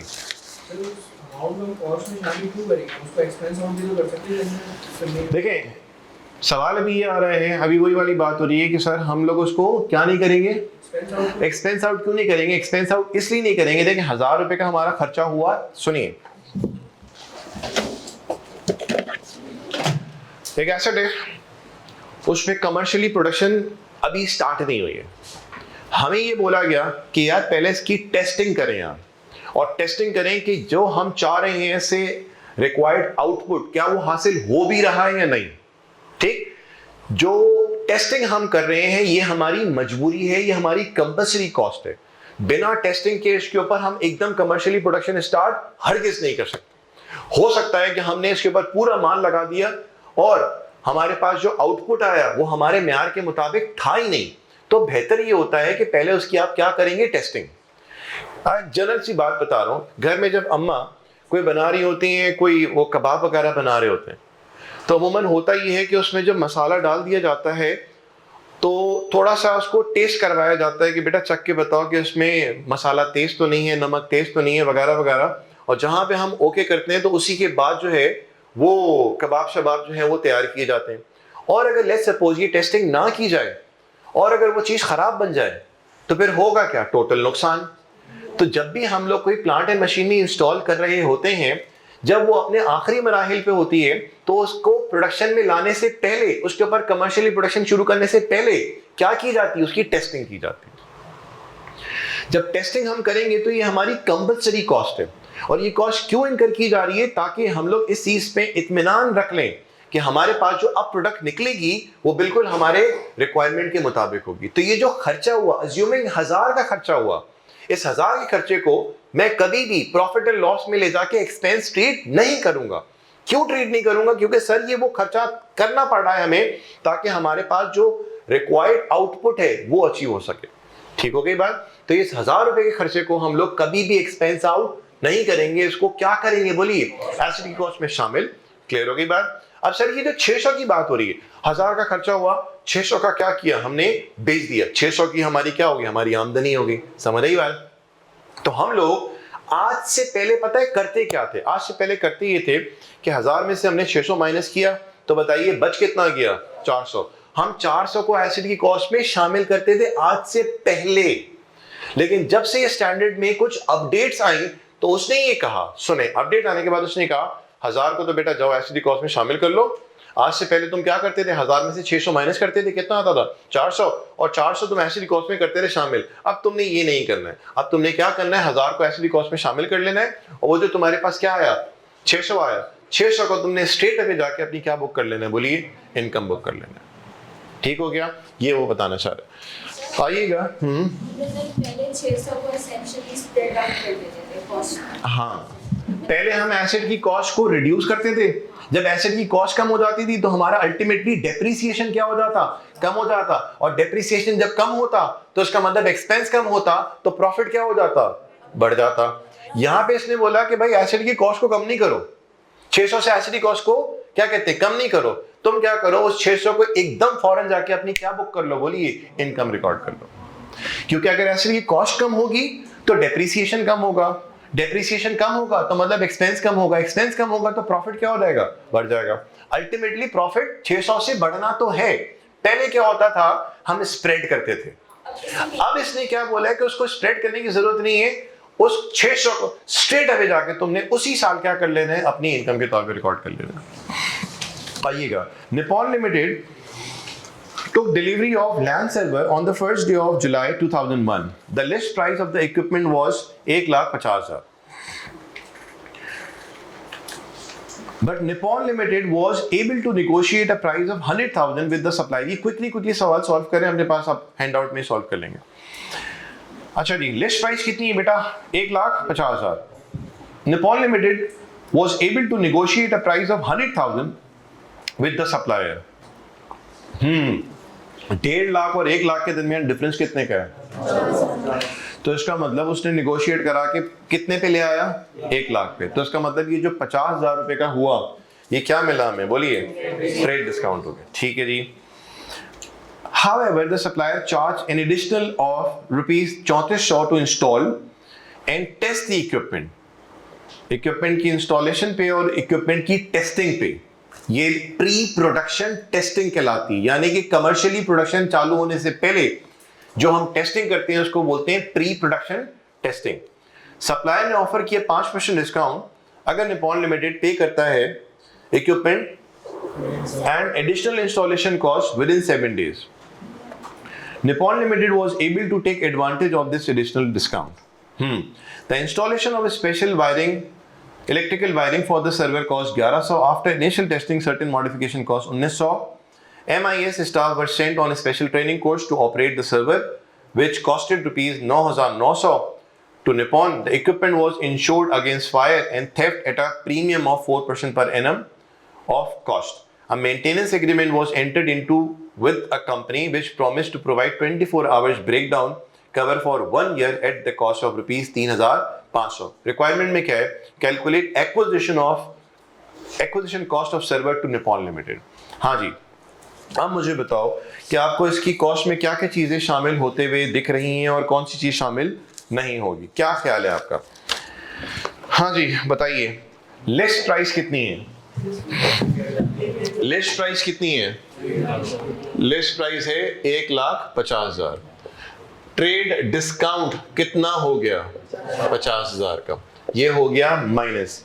अब मुझे बताइए और क्या क्या चीजें इसमें आनी है। However, the supply charge additional installation and testing का कितना है? इंस्टॉलेशन का कितना आ गया? टेस्टिंग का 3,400। फिर मुझे बताइए और क्या नजर आ रहा है? द सप्लायर ने ऑफर किया कितना? 5% डिस्काउंट। अगर वो क्या कहते हैं, the supplier offer 5% discount if Nippon limited paid for the equipment and additional installation cost with in 7 days.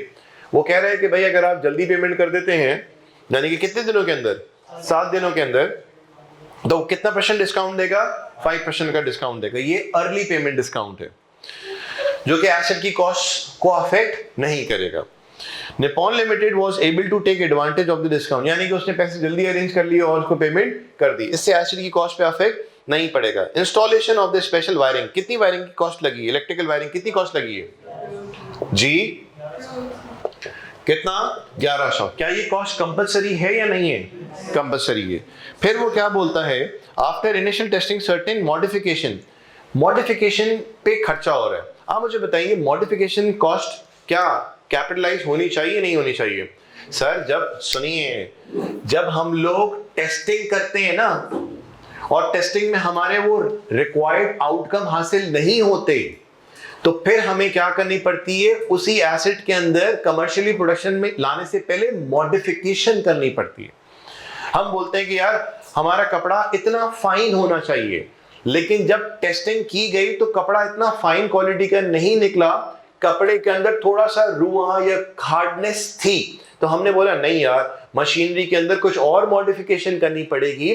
जब तक हमारे म्यार के मुताबिक वो फिनिशिंग नहीं आ जाती, हम लोग कमर्शियली प्रोडक्शन चालू नहीं करेंगे। तो ये जो मॉडिफिकेशन हो रही है, ये इनिशियली मॉडिफिकेशन हो रही है, समझ आई बात? तो बताएं, क्या इसको हम लोग एसेट की कॉस्ट का पार्ट बनाएंगे नहीं बनाएंगे? बनाएंगे। कितना है? 1900। फिर बोलिए और क्या बोलता है? फिर MIS ने क्या किया? अपने स्टाफ को स्पेशल ट्रेनिंग कोर्स करवाया, जिस पे खर्चा कितना हुआ? बोलिए 9,900। क्या स्टाफ ट्रेनिंग कॉस्ट कैपिटलाइज होनी चाहिए या नहीं होनी चाहिए? सर स्टाफ ट्रेनिंग कॉस्ट को हम लोग कैपिटलाइज हरगिज नहीं करेंगे। क्यों नहीं करेंगे? क्यों नहीं करेंगे? सर हमारा स्टाफ जो है वो एम्प्लॉय है, उस पे हमारा कंट्रोल नहीं होता। और एसेट की डेफिनेशन के अंदर क्या बात बताई गई है कि हर वो चीज जिस पे आपका क्या हो, बोलिए कंट्रोल, उसको तुम बोल सकते हो क्या? एसेट। तो स्टाफ की ट्रेनिंग पे तुम्हारा जितना भी खर्चा हो रहा है, जो कि उस स्टाफ पे, उस एम्प्लॉय पे तुम्हारा कंट्रोल नहीं है, राइट? तो जब कंट्रोल नहीं है तो इसका मतलब उसको तुमने एसेट की कॉस्ट का पार्ट भी नहीं बनाना। तो सर स्टाफ ट्रेनिंग पे जो भी खर्चा होगा उसको हम ले जाएंगे प्रॉफिट एंड लॉस में, क्या ट्रीट कर देंगे? एक्सपेंस। फिर बताइए और क्या नजर आ रहा है? और फिर सर क्या नजर आ रहा है? इक्विपमेंट को क्या कराया है? इंश्योरेंस कराइए। किस लिए इंश्योरेंस कराइए? कि अगर कल कला को कोई आंख भड़क उठे और हमारे एसेट को नुकसान पहुंचे, तो सर ये कौन सा खर्चा होता है? रेवेन्यू एक्सपेंस होता है। सर वो कौन सी इंश्योरेंस होती है जो एसेट की कॉस्ट में शामिल होती है? वो इंश्योरेंस इन ट्रांजिट। जब हम एसेट एक्वायर कर रहे होते हैं और एसेट को वहां से अपने पास लाने में जो इंश्योरेंस कराई जाती है वो जरूर ऐड होती है, लेकिन यहाँ पे इंश्योरेंस इन ट्रांजिट की बात नहीं हो रही। तो ये जो भी इंश्योरेंस है वो क्या हो जाएगी? बोलिए एक्सपेंस आउट। फिर बताइए बस यही बात है। और फिर क्या बोलते हैं, मेंटेनेंस एग्रीमेंट किया गया है। क्या एग्रीमेंट किया गया है कि 24 घंटे की ब्रेकडाउन सर्विस हमें मिल रही है और कितनी कॉस्ट लग रही है बोलिए 3500। क्या ये कैपिटलाइज होगी या नहीं होगी? नहीं होगी। तो इसका मतलब इसको टोटल कर लेंगे तो हमें पता चल जाएगा कि हमारा एसेट कितने से डेबिट किया जाएगा। कितना आ गया? कितना आ गया? 10 लाख कहां से आ जाएगा? 106,400 आ जाएगा। हाँ जी, कैश डिस्काउंट के बारे में देखें, हमारे पास अब जो ट्रीटमेंट आ चुका है वो क्या है कि एसिड की कॉस्ट में से हम लोग कराते हैं माइनस। मैं आगे जाके इस हवाले से मजीद क्लैरिफिकेशन दूंगा। जैसे कि मैंने अभी बात की ना कि वो जो सैंपल से पैसा आता है उसको हम इनकम ट्रीट करते हैं। आज से पहले ट्रीटमेंट कुछ और होता था, लेकिन अब जो आप बात कर रहे हो ना कि कैश डिस्काउंट को हमने यहाँ पे भी जो सोल्यूशन रखा ये पुराने पैटर्न के मुताबिक है। अब जो कैश डिस्काउंट है उसको भी हम एसिड कॉस्ट में से क्या करा देंगे minus. With the passage of time में चीजों की क्लैरिटी लाते रहूंगा। जैसे आपने पॉइंट अभी बोला सर कैश डिस्काउंट माइनस होगा, मैं बोलूंगा हाँ माइनस होगा, लेकिन थ्रू आउट जितनी भी आप टेक्स्ट बुक के सोल्यूशन देखते हैं वहां पे कैश डिस्काउंट नजर आपको नहीं आ रहा होता। लेकिन अब जो आपको नजर आएंगे मॉडिफिकेशन या अपडेट होने के बाद वहां कैश डिस्काउंट भी माइनस हुआ नजर आएगा। ये मैं अपडेट कर दूंगा आपको। अगला सवाल देखिए जरा जल्दी से, क्विकली देख लें।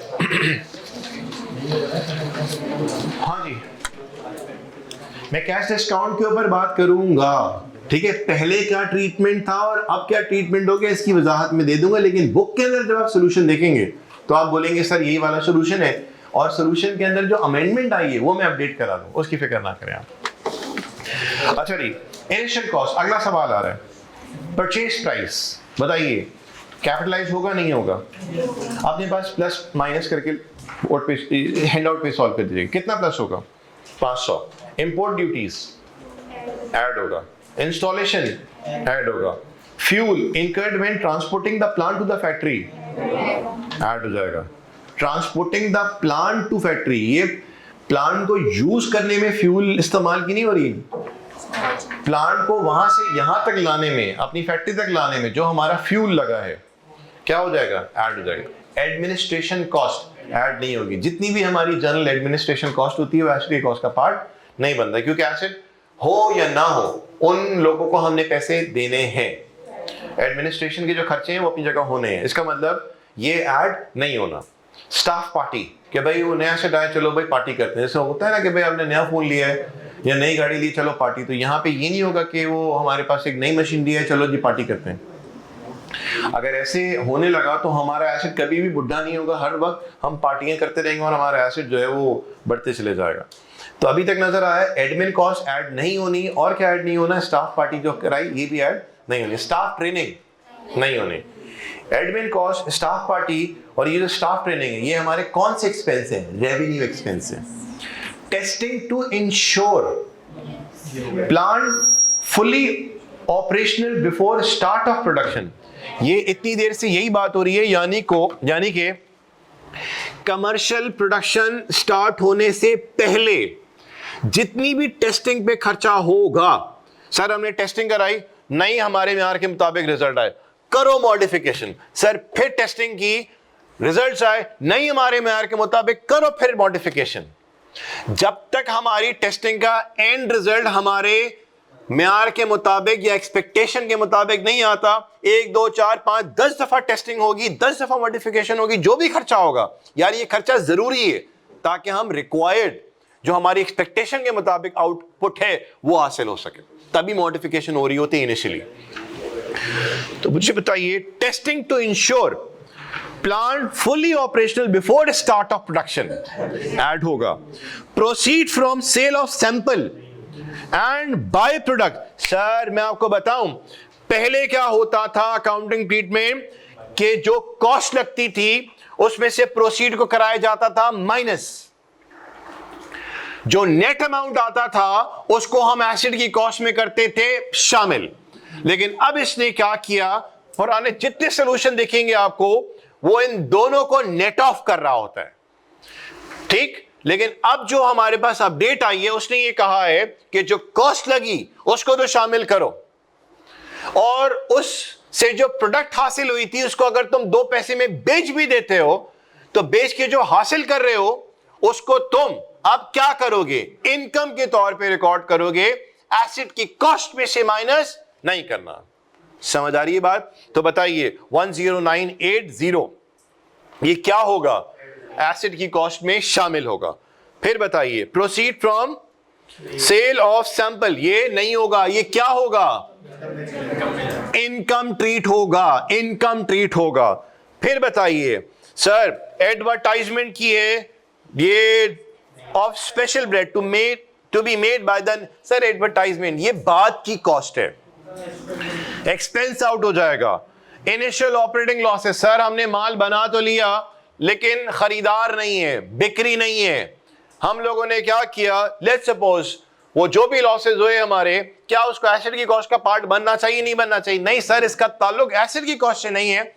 माल नहीं बिका ये एक अलग बात है, लेकिन उस माल को बनाने में हमारी जितनी भी कॉस्ट लगी थी वो क्या करेंगे बोलिए? एक्सपेंस आउट कर देंगे। फिर बताइए क्या आ रहा है? डिसमेंटलिंग कॉस्ट के बारे में क्या आ रहा है आप जल्दी से बताइए। ये जो डिसमेंटलिंग कॉस्ट है मुझे बताइए फ्यूचर अमाउंट पेबल कितना है? 70,031 और उसकी प्रेजेंट वैल्यू कितनी है? निकाल के उसने दे दी है, कितनी है? 27020। तो हम लोग 70031 को कैपिटलाइज नहीं करने वाले, हम जो कैपिटलाइज जो करेंगे वो कितना करेंगे? 27020 को। फिर आगे क्या बोलता है? The initial operating losses was incurred as a result of having to dump unsold special bread at sea since the advertisement had not yet created sufficient demand। भाई हमने माल बनाया, डबल रोटी बनाई, नहीं बिकी, हमने बोला चलो नेटी जिटी चलते हैं और वहां पे वो गोलियां बना के जो है वो मच्छियों को खिलाएंगे। हो सकता है कि यार वो हमारी फिर से कोई मतलब दुकान चलना शुरू हो जाए, डबल रोटी बिकना शुरू हो जाए। मैं सिर्फ एक मिसाल दे रहा हूँ, ये नहीं कि नेटी जिटी चले गए हम लोग। तो सर शुरू में जो हमें लॉसेस हो रहे हैं, जिसको नाम क्या दिया है बोलिए? ऑपरेटिंग लॉसेस का नाम दिया है। सर इन लॉसेस को भी हम लोग एसिड की कॉस्ट में शामिल नहीं करेंगे। तो मेरे भाइयों बहनों मुझे बताओ जल्दी से क्या क्या प्लस माइनस होगा? सुने, 500 plus 100 plus 30 plus 45 plus 10.98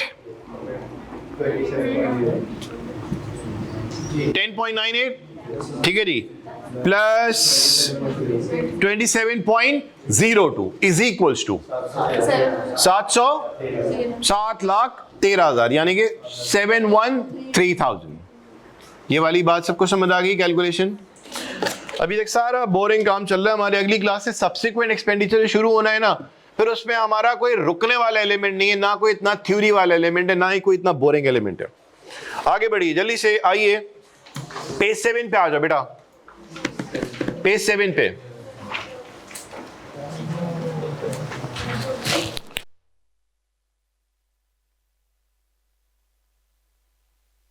example आइएगा, आई कैप की एग्जाम्पल है। यहां पे वो बोलता है रिक्वायरमेंट में calculate the cost of the plant on it's initial recognition. आइए लिस्ट प्राइस कितनी है? 10 लाख, ठीक। ट्रेड डिस्काउंट क्या होगा? माइनस, कैलकुलेटर उठाए, सारा काम कैलकुलेटर पे करना है। क्या कर देंगे? माइनस, यानी कि 1000 माइनस 50 कर दें। जीरो जीरो में मैं काम नहीं कर रहा। 1000 माइनस 50 करें। फिर बताइए डिलीवरी कॉस्ट कितनी है, या जिन लोगों को प्रॉब्लम है वो पूरी वैल्यूज लेके चलें। 50 क्या हो जाएगा बोलिए? माइनस डिलीवरी कॉस्ट क्या होगी? प्लस इंस्टॉलेशन क्या होगा? प्लस साइट प्रिपरेशन क्या होगा? प्लस साइट प्रिपरेशन समझते हो ना आप? आर्किटेक्ट फी। सर आर्किटेक्ट से हम वो सारा डिजाइन करवा रहे हैं तो क्या उसको हम लोग फीस देंगे? क्या ये हमारी कंपल्सरी कॉस्ट नहीं है कि नहीं है? सर बिल्कुल कंपल्सरी है। ये क्या करेंगे? एडमिन नहीं होगा, क्योंकि जितनी भी एडमिन रिलेटेड कॉस्ट होती हैं वो सारी की सारी क्या हो जाएंगी? Expense out. फिर देखो आगे क्या है, local government officials have granted AL a license to operate the plant on condition that AL will dismantle the plant and restore the site to its former condition. At the end of plant life, AL has estimated the amount of 250 million in present value terms for the related obligation. बताइए इस 250 का क्या करेंगे? तो बताओ बेटा, आपके पास final जो जवाब आया कि आप अपने पास एसिड को कितने पे कैपिटलाइज करेंगे? 1640। कोई ऐसी मुश्किल बात नहीं, ना बोर्ड की जरूरत है इसमें। आइए एक और एग्जांपल देख लें। A new machine is purchased by Arman Enterprise. Relevant details are as follows. आइए शाबाश, मालूम क्या करना है इसमें? Calculate the cost at which machine should be debited. Machine को कितने पे डेबिट कराया जाएगा ये मालूम करना है। लिस्ट प्राइस कितनी है? 800। ट्रेड डिस्काउंट कितना है? तो आप अपनी वर्किंग यूं स्टार्ट कर सकते हैं, 800 का स्ट्रेट अवे क्या ले लें? 90%। फिर बताओ इंपोर्ट ड्यूटीज क्या होंगी? एड साइट प्रिपरेशन क्या होगा? एड आर्किटेक्ट फी क्या होगी? एड नॉन रिफंडेबल टैक्सेस क्या होंगे? एड इनकम टैक्स जो फ्यूचर में जाके एडजस्ट हो जाएगा, ये रिफंड हो जाएगा, रिकवर हो जाएगा, ये हम लोग एसिड की कॉस्ट में शामिल हरगिज नहीं करेंगे। ये हमने बात की थी। अच्छा जी, insurance in transit, add fee paid to clearing agent. Sir जब हम एसिड इंपोर्ट कराते हैं तो क्लियरिंग फॉरवर्डिंग के थ्रू वो क्लियर होकर हमारे पास आता है, तो इसको भी पैसे देना हमारे लिए लाजमी है। Add octroi charges. सर ये ऑक्ट्राई चार्जेस क्या होते हैं? ये ऑक्ट्राई चार्जेस होते हैं, चुंगी चार्जेस होते हैं। लाइक फॉर एग्जांपल हमारा एसिड जो है वो कराची पोर्ट पे आ गया, अब कराची से हमने ले जाना है इसको पंजाब, तो पोर्ट तो कराची में, अब कराची से हमने ले जाना है पंजाब, तो होगा क्या कि कराची से जब वो हैदराबाद के टूल प्लाजा पे जाएगा तो वहां पे भी सरकार की जानिब से ऑफिशियली क्या लिए जाएंगे? टैक्सेस लिए जाएंगे। तो उनको भी हम लोग नाम क्या दे रहे होते हैं? डिफरेंट टैक्स के यहाँ पे नामों का इस्तेमाल किया गया है, ऑक्ट्राई चार्जेस का नाम दिया गया है जो कि हमने देने होंगे। अब वो कराची से हैदराबाद से लेट्स सपोज शक्कर जैसे पंजाब में एंटर हुआ, तो वो लोग भी डिफरेंट पॉइंट पे हमसे क्या ले रहे होंगे? टैक्सेस या चार्जेस ले रहे होंगे। उनको नाम क्या दिया जाता है? चुंगी चार्जेस, या हम लोग नाम देंगे ऑक्ट्राई चार्जेस। क्या हो जाएगा बोलिए? ये भी ऐड। अच्छा जी, लैंड प्रिपरेशन कॉस्ट, ऐड जमीन को तैयार किया जा रहा है ताकि उसको इंस्टॉल किया जा सके। फिर इंस्टॉलेशन कॉस्ट भी क्या होगी बोलिए? Add estimate of initial cost of dismantling which company is liable to pay. ये भी क्या हो जाएगा बोलिए? ऐड हो जाएगा। यहां तक साथ है? ये कौन सी कॉस्ट है? ये डिसमेंटलिंग कॉस्ट। फिर बताइए cost of furniture broke down during handling the machine. Sir हमने बात की थी कोई भी कॉस्ट जो हमारी नेग्लिजेंस की वजह से होती है उस कॉस्ट को हम लोग एसिड की कॉस्ट में कभी भी शामिल नहीं करेंगे। तो या तो देखो हम लोग क्या करते हैं? एक्सपेंस करते हैं, या तो क्या ट्रीट करते हैं? एसिड। तो जब हम लोग एसिड की कॉस्ट में शामिल नहीं करें तो उसका मतलब हम लोग क्या करेंगे? एक्सपेंस ट्रीट करेंगे।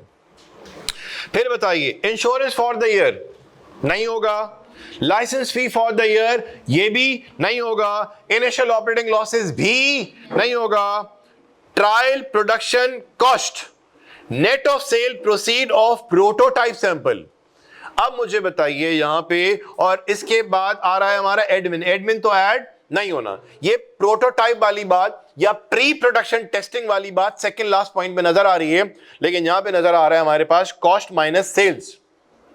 अब मुझे बताओ आज से पहले भाइयों हम लोग क्या करते थे? फिर वही बात आ रही है कि जो कॉस्ट लगती थी और जो सैंपल से पैसा आता था नेट ऑफ करके एसिड की कॉस्ट में शामिल करते थे। डन। यानी कि क्या होता? 4000 हम एसिड की कॉस्ट में प्लस करते आज से पहले, और 2100 को क्या करते बोलो? माइनस। तो सर 2100 माइनस होने से एसिड की कॉस्ट क्या हो जाती? कम। जब एसिड की कॉस्ट कम हो जाती तो हमारा डेप्रिसिएशन कम हो जाता, और डेप्रिसिएशन जब कम होता तो एक्सपेंस कम होता, तो प्रॉफिट क्या होता? बढ़ जाता। अब उसने मना कर दिया कि वो जो सैंपल बेच के तुम पैसा ले रहे हो उसको तुम एसिड की कॉस्ट में से माइनस नहीं करोगे। तो सर क्या करेंगे? ये बात वहां भी की यहां भी की, अब वो ज़हन पक्का हो गया होगा। सर अब क्या करेंगे? सिर्फ 4000 को हम लोग क्या करेंगे? एसिड की कॉस्ट में शामिल करेंगे, और ये जो 2100 है इसका हम लोग एसिड में कोई इफेक्ट नहीं लेके जाएंगे। इस 2100 को हम लोग क्या कर देंगे? स्ट्रेट अवे इनकम के तौर पे रिकॉर्ड कर देंगे। तो ये जो 4000 है ये है कॉस्ट, और ये जो 2100 है ये क्या है? सेल है। तो कॉस्ट माइनस सेल्स करा हमने तो कितना है हमारे पास? 1900 आया। 1900 हमारे एसिड की कॉस्ट में शामिल नहीं होगा, सिर्फ कितना शामिल होगा बोलिए 4000। तो सर इस 2100 का क्या होगा, प्रॉफिट एंड लॉस में इनकम के तौर पे जाएगा। Are be clear? आप सोल्यूशन उठा के देखते हैं तो आपको नजर आएगा 1900 एसिड की कॉस्ट में शामिल, लेकिन अब चूंकि उसमें अपडेट आ चुकी है तो हम लोग अपडेट के मुताबिक जो अकाउंटिंग करेंगे वो क्या करेंगे, 4000 को एसिड की कॉस्ट का पार्ट बनाएंगे। क्लियर होगी बात? कितना अमाउंट आ गया? 7739 कितना आया? 776 बस 776,000। आगे बढ़िए, जल्दी से आ जाएं। फिर हमारे पास क्या आ रहा है यार, एग्जाम्पल पे आ जाएं। ये डिसमेंटलिंग कॉस्ट वाली एग्जाम्पल है, इसको कर लेते हैं और फिर हमारी क्लास को करेंगे एंड।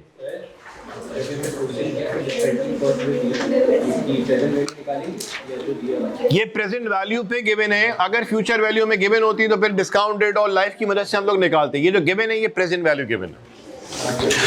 अच्छा जी, आ जाइए पेज नंबर 8 पे एग्जांपल करने जा रहे हैं डिसमेंटलिंग कॉस्ट की। अभी तक हमने सिर्फ इसको डिस्कशन में किया था, अभी हम इसका न्यूमेरिकल जरा सॉल्व करें। आ जाए, शाबाश।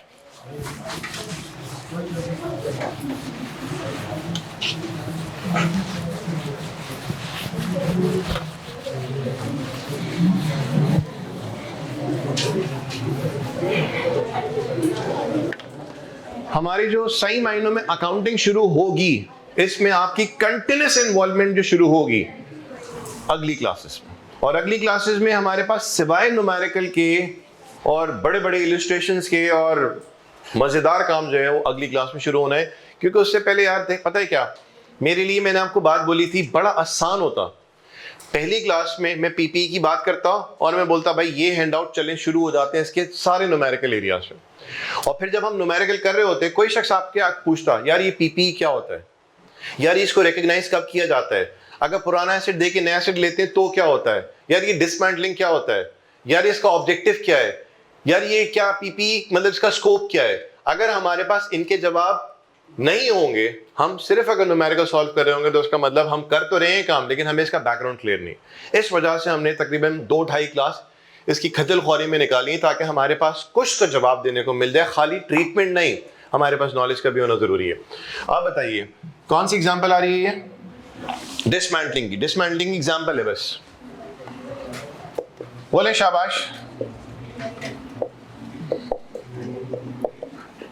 बताओ बेटा, हम लोगों ने ईयर 0 पे, कौन सा साल है वैसे, ईयर 2023 पे हमने क्या किया, एसिड एक्वायर किया। चलिए कितने का एक्वायर किया जी, बोलिए। अच्छा, लाइफ कितनी है? 2 साल। जो डिस्काउंट रेट है कितना है बोलिए? 10% है। मुझे बताइए परचेज प्राइस कितनी है? शाबाश, जल्दी बोलिए, कितनी? चले 2000 लिख दूं? ठीक है जी, यहां पे ऊपर लिख दूं रुपीज इन थाउजेंड्स, डन है। अच्छा जी, डायरेक्टली एट्रीब्यूटेबल कॉस्ट कितनी है? 600, यहां तक 7। अच्छा जी, वो कॉस्ट जो हम फ्यूचर में पे करेंगे वो कितने? 400। लेकिन ये तो फ्यूचर कॉस्ट है, हम क्या करेंगे, डिसमेंटलिंग कॉस्ट इसको नाम दिया जाता है, इसको रिकॉर्ड फ्यूचर पे नहीं करेंगे, इसको किस पे करेंगे? प्रेजेंट पे करेंगे। आप मुझे बताएं किस तरह से निकाला जाएगा, कितना अमाउंट है, कितना है? 400 डिवाइडेड बाय 1.1 की पावर कितनी है बोलिए? 2। कितना अमाउंट आया? 331 कर दे, 331 टोटल कीजिए, कितना आया? जल्दी बोले, जल्दी बोले। 2931। Are we clear? अब बताइए, अब बताएं बेटा, ये हमारे पास कितनी साल लाइफ है? 1, 2 और कितनी साल? बस 2 ही साल। अब बताइए ईयर 0 पे क्या डेट लिखी हुई यहां पे? एक्वायर्ड हुआ, यानी कि 1/1/23 पे एंट्री क्या बनेगी? शाबाश, पीपीई डेबिट कितना? 2931। मेरे साथ हैं आप, बताइए कैश कितना गया? कैश कितना गया? 2600 और बोलिए क्रेडिट कितना मजीद और होगा? 331। इसको क्या नाम दिया? प्रोविजन। आई होप सो ये वाली बात की डिस्कशन अब रिक्वायर्ड नहीं है। मेरी स्पीड जो सही मायने में बढ़ेगी वो कल की क्लास से बढ़ेगी, क्योंकि कल की क्लास में जो हम जाएंगे उसमें हमारा अब थ्योरेटिकल डिस्कशन नहीं होगा। अब वो जितना भी होगा, जहां थ्योरी आएगी थ्योरी की बात की, लेकिन मेजॉरिटी जो हमारे मामलात होंगे जिसमें आप देखेंगे कि आपको लम्हा भी नहीं मिलेगा कि यार आप इधर देखें उधर देखें, क्योंकि आपके पास मौका ही नहीं होगा, क्योंकि हम लोग जा रहे होंगे तेजी से। ऐसी भी तेजी नहीं होगी कि यार आपके सर से बात गुजर जाए, आपको टाइम दिया जाएगा, लेकिन प्रैक्टिस का सेशन उसके अंदर ना कंटिन्यूसली आपका सामना करना पड़ेगा। प्रोविजन, ये वाली बात समझ आई? फिर बताइए 31, 12, 23 पे आ जाओ। शाबाश, बोलिए क्या करेंगे? डेप्रिसिएशन कितना बोलो, और एक्यूमुलेटेड डेप्रिसिएशन। शाबाश, जल्दी से बोलिए, कैसे निकालेंगे आप? सर 2931 डिवाइडेड बाय कितनी लाइफ है? 2। कितना बना? जल्दी बोले जल्दी बोले। हाँ 1466 1466। फिर बताइए एक और काम होगा 31, 12, 23 पे एक और काम होगा। वो क्या काम होगा? सर हम लोगों ने क्या किया था? हम लोगों ने ईयर 0 पे, यानी कि 1 जनवरी 2023 पे हम लोगों ने लायबिलिटी को कितने पे रिकॉर्ड किया था? 331 पे। और पे कितना करना है? पे कितना करना है? कितना पे करना है? 400। हमने लायबिलिटी को प्रेजेंट वैल्यू पे रिकॉर्ड क्यों किया था? क्योंकि प्रेजेंट कम है और वैल्यू क्या है बोलिए? ज्यादा। और एसेट को हम आज जो रिकॉर्ड करेंगे उसकी फ्यूचर वैल्यू पे रिकॉर्ड नहीं करेंगे, किस पे करेंगे? प्रेजेंट वैल्यू पे। तभी हमने क्या किया, 400 को डिस्काउंट करा के उसकी कौन सी वैल्यू निकाली? बोलिए प्रेजेंट वैल्यू। ये कौन सी वैल्यू है? Present value. ये कौन सी वैल्यू है? Present value. अगर यहाँ पे हम 400 रखते थे उसका मतलब प्रेजेंट वैल्यू के साथ फ्यूचर वैल्यू आ जाती, तो ये जो वैल्यू आती वो एक्यूरेट आज के मुताबिक नहीं होती, उसमें आज और कल दोनों का इफेक्ट शामिल होता। आज के मुताबिक और ये आज के मुताबिक कितनी वैल्यू आ गई? आज के मुताबिक 2931। तो आज हम अपनी किताबों में एसेट कितने में रिकॉर्ड करें? 2931। पैसा कितना जा रहा है? 2600। और वो अमाउंट जो हमने कल को पे करना है, सही है जी, उसकी आज वैल्यू कितनी है? बोलिए 331। साल गुजर गया, साल के एंड पे आ गए, तो आप मुझे बताइए क्या पे करने का वक्त करीब आया है या नहीं आया? वक्त करीब आया नहीं आया? सर पहले खड़े हुए थे हम 1 जनवरी 23, 31 दिसंबर 23 पे आ गए, तो आप मुझे बताइए पे करने का वक्त मजीद करीब आया है या नहीं आया? आया। तो हम क्या करेंगे? लायबिलिटी को अपनी बढ़ाएंगे नहीं बढ़ाएंगे? लायबिलिटी को नाम क्या दिया था? प्रोविजन का नाम दिया था। लायबिलिटी को बढ़ाएंगे, कितने से बढ़ाएंगे? सर 331 मल्टीप्लाई बाय क्या करेंगे? 10%। तो कितना आया जी? 33.1 आ गया। हमने क्या किया? अपनी लायबिलिटी को बढ़ा दिया। ठीक सर, लायबिलिटी को हम लोग बढ़ा रहे हैं, इसलिए बढ़ा रहे हैं कि पेमेंट का वक्त करीब आ रहा है। और लायबिलिटी को जो हमने रिकॉर्ड किया था, किस पे रिकॉर्ड किया था? प्रेजेंट वैल्यू पे रिकॉर्ड किया था, क्योंकि प्रेजेंट कम है और वैल्यू ज्यादा है। और लायबिलिटी का वक्त के साथ क्या होना है? यहाँ पे बोलिए बढ़ना है। तो लायबिलिटी का जो बढ़ना है वो हमारा क्या कहलाता है? इंटरेस्ट कहलाता है। तो इंटरेस्ट एक्सपेंस डेबिट हो जाएगा कितना? 33.1। अगले साल पहुंचिए 31/12/2024, क्या होगा? अगेन डेप्रिसिएशन आएगा कितना? 1466। और एक्यूमुलेटेड डेप्रिसिएशन क्रेडिट हो जाएगा कितना? 1466। ये हुआ काम। अब एक और काम ईयर एंड पे होना है, वो क्या होना है? शाबाश, जल्दी से बताइए। इंटरेस्ट एक्सपेंस क्या हो जाएगा? डेबिट हो जाएगा। और प्रोविजन क्या हो जाएगा? क्रेडिट हो जाएगा। कितना अमाउंट आएगा? शाबाश, जरा कैलकुलेशन बताएंगे आप। 331 प्लस 33.1 इनटू बोलिए 10%, 36.4 हो गया। 36.4 हो गया। अब बताइए, हमने अगर ईयर 31/12/24 पे हमने उस अमाउंट को पे ऑफ भी कर दिया, मिसाल के तौर पे हमने रिस्टोरेशन करा दी, डिसमेंटलिंग करा दी, सब करवा दिया, तो हमारे पास से पैसा 31/12/24 को कितना जाना चाहिए? बोलिए शाबाश, कितना जाना चाहिए? बोले 400 जाना चाहिए। ठीक। और हमारी जो लायबिलिटी है वो भी कितने से कम होनी चाहिए? बोलिए 400 से कम होनी चाहिए। हमने लायबिलिटी को ईयर 0 पे रिकॉर्ड कितने पे किया था? बोलो 331। तो कैलकुलेटर में आप डालेंगे 331, फिर कितने से बढ़ा? 33.1, फिर कितने से बढ़ा? बोलिए 36.4। तो इन तीनों को जरा सम अप करो, बनता कितना है अमाउंट? 400 बनता है अप्रोक्सीमेटली। तो हम लोग जब डिसमेंटलिंग कराएंगे, उसकी रिस्टोरेशन कराएंगे और उस एसेट को वहां से अनइंस्टॉल वगैरह कराएंगे, तो अज्यूमिंग वही खर्चा हुआ जो हमने एस्टिमेट किया था, तो दूसरे साल के एंड पे हमारे पास से पैसा जाएगा भी कितना, जितना हमने एस्टिमेट किया। तो कितना जाएगा? 400। तो पैसा क्या कितना बोलिए? 400। और हमारी लायबिलिटी यहां पे कम कितने से हुई है? शाबाश, लायबिलिटी भी कम कितने से हो गई? बोलिए 400 से कम हो गई। समझ आई बात?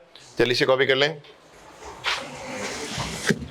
बस आज की क्लास में हम इतना ही रखते हैं और अगली क्लास में जो है वो हम लोगों ने शुरू कर देना होगा अपना असल मायनों में जो आई 16 रिलेटेड जो अकाउंटिंग है उसको। चले जी, आज की क्लास को हम एंड करते हैं। अल्लाह हाफिज।